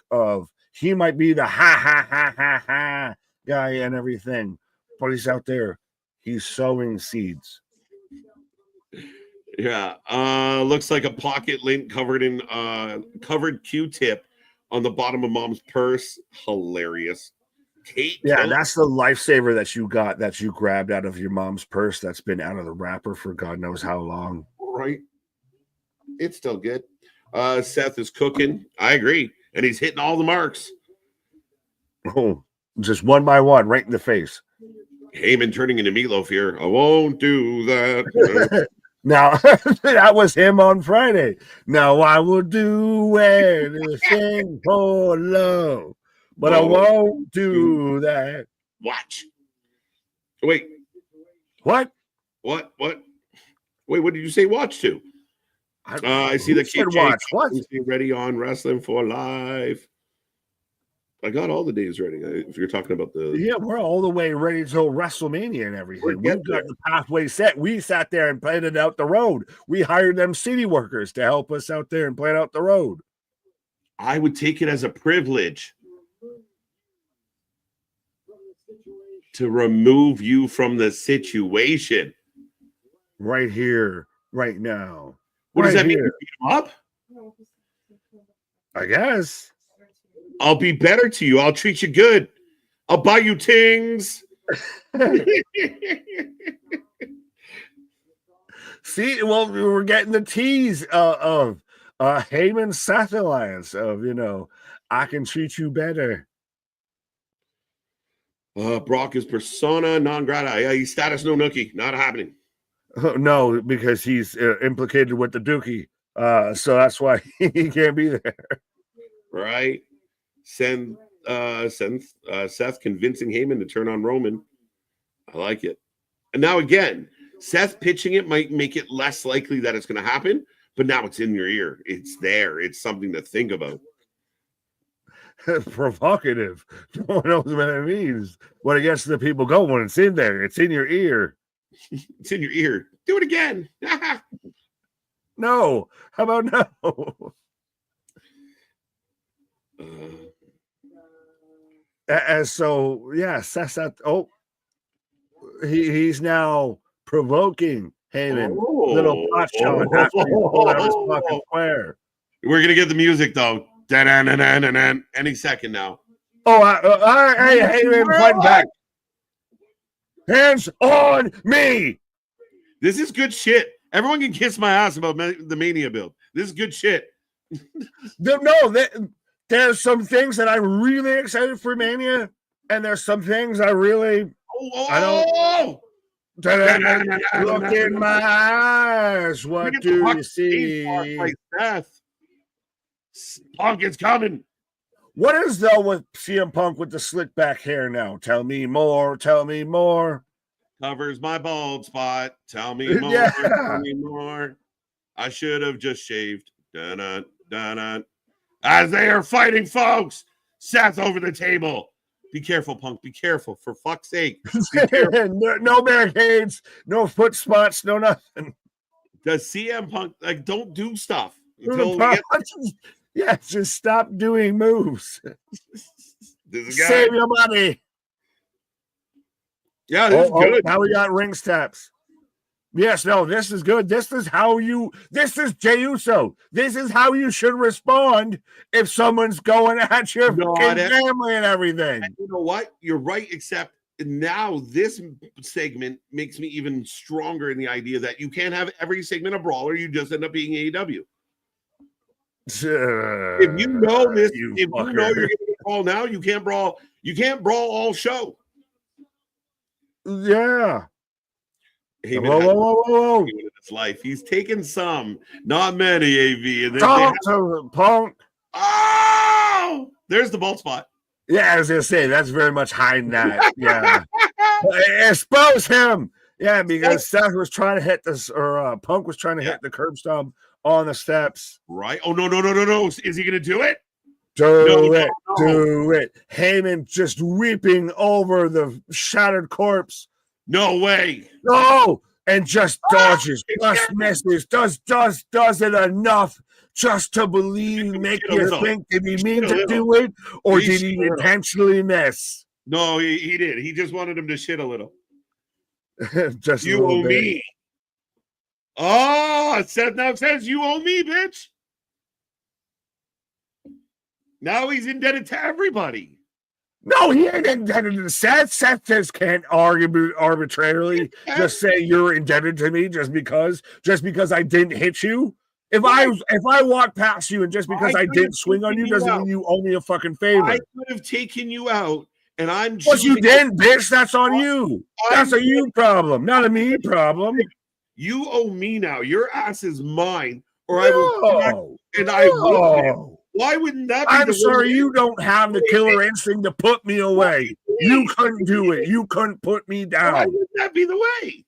Seth is like, why is it the way that just because Seth could have done it and he didn't do it doesn't mean that he's now in debt, like Heyman's an indentured servant to Seth?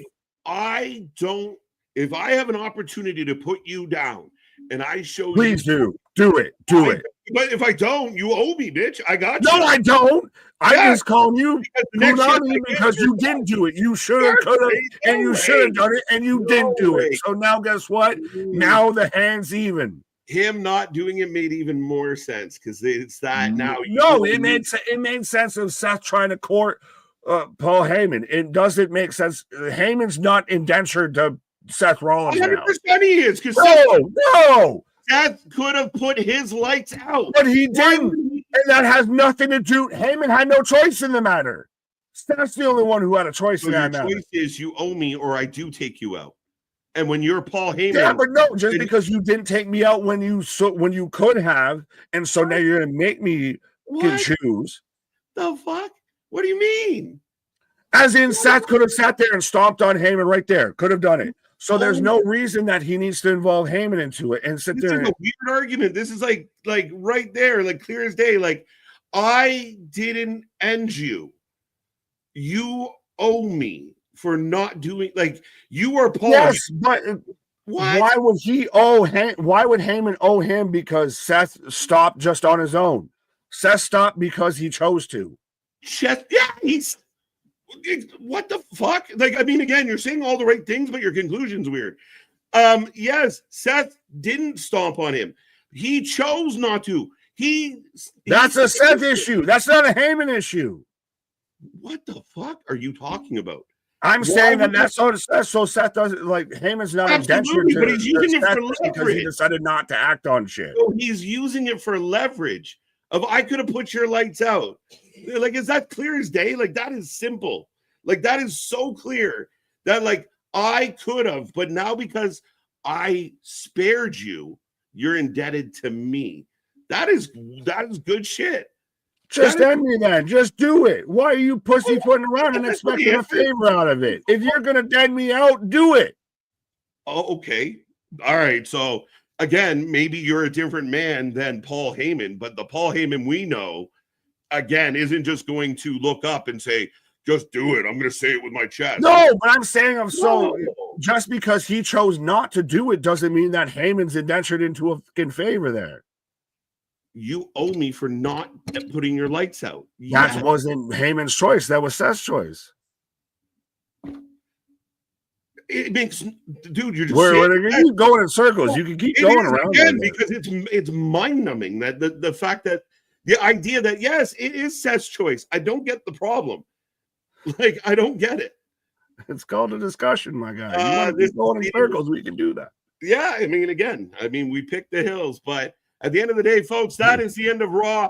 That is the end of the show. That is another one in the books, and we are rolling into Mania. Give me your rating out of 10. Let me know how you feel. What did you like? What didn't you like? What was good? What was bad? What was in between? But my God, ending on a high note for sure. Seth could have ended Heyman, but didn't. Thank you. He gets it.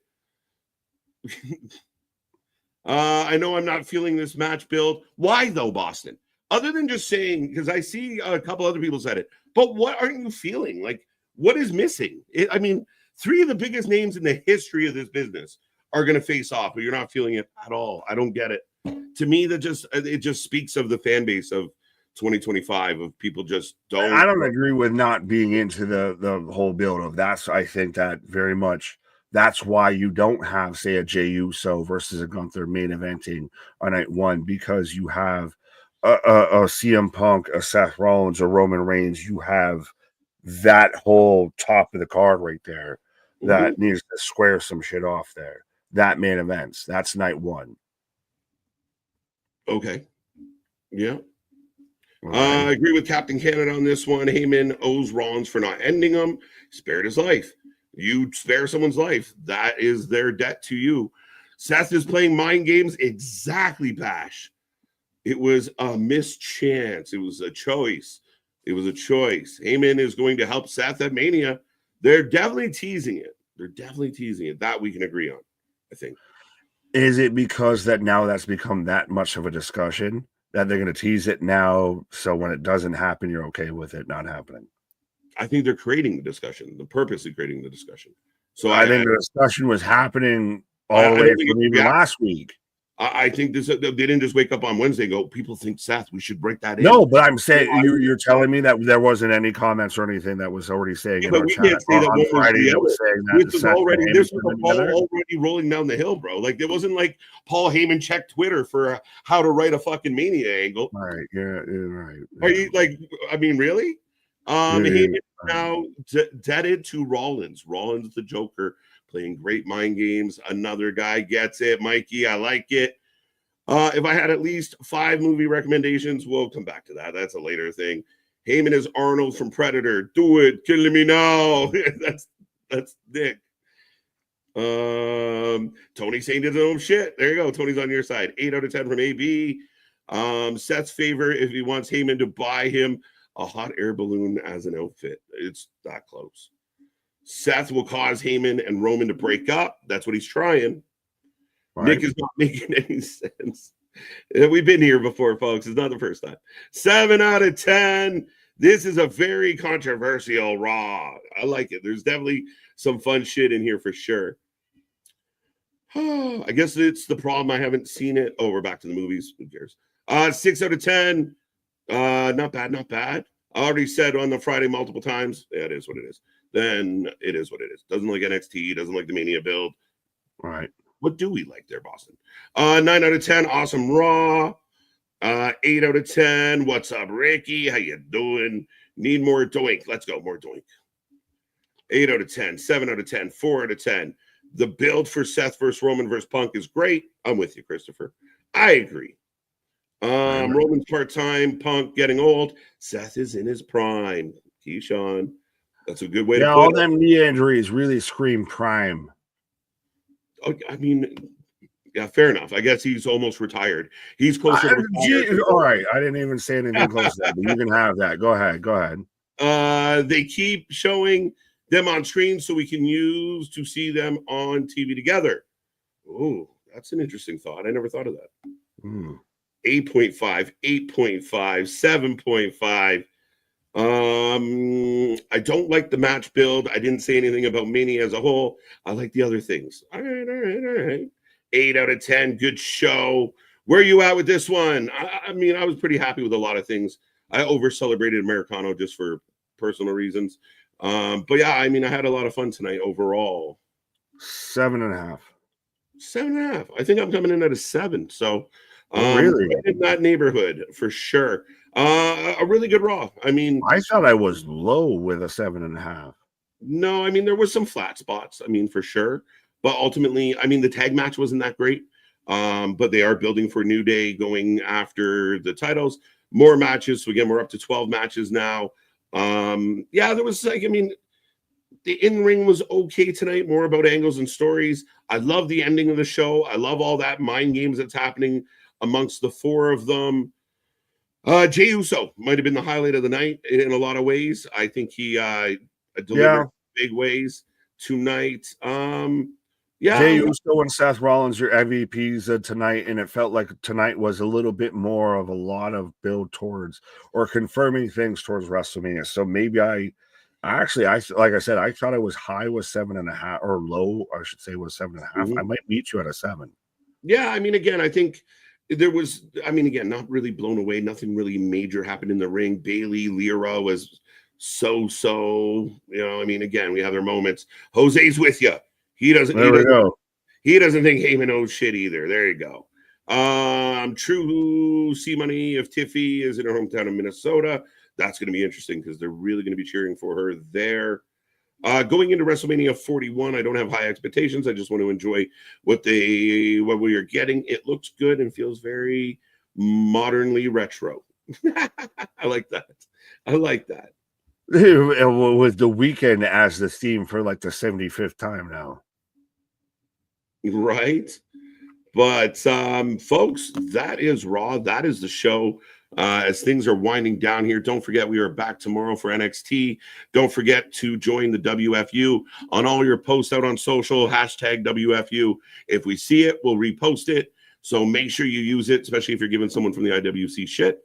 Beyond that, make sure you go get your WFU merch. Come back tomorrow, 7:45, our regular scheduled time. NXT on the road to stand and deliver. It's been fun. And of course, don't forget, we got Dynamite, but then Thursday, WrestleMania preview show. We're going to break down the card. We're going to debate some stuff. We're going to talk all about it. Anthony will be here, and I assure you there will be more arguments to be had as we finish rolling through WrestleMania season. So strap in and strap on for all of that. It's going to be fun. Let's go. Hashtag WFU. Meltzer is always right. Yeah. But that's it. Ladies and gentlemen, thank you for being here tonight. Have a good night. Follow all our socials. Check all the buttons. But my guy, another one in the books. Our shit is real. Our shit is raw. Our shit is authentic. When you're talking about that rest, you put up with that for life with it. That's all she wrote, folks. We got more coming your way. See you on the flip side. Good night.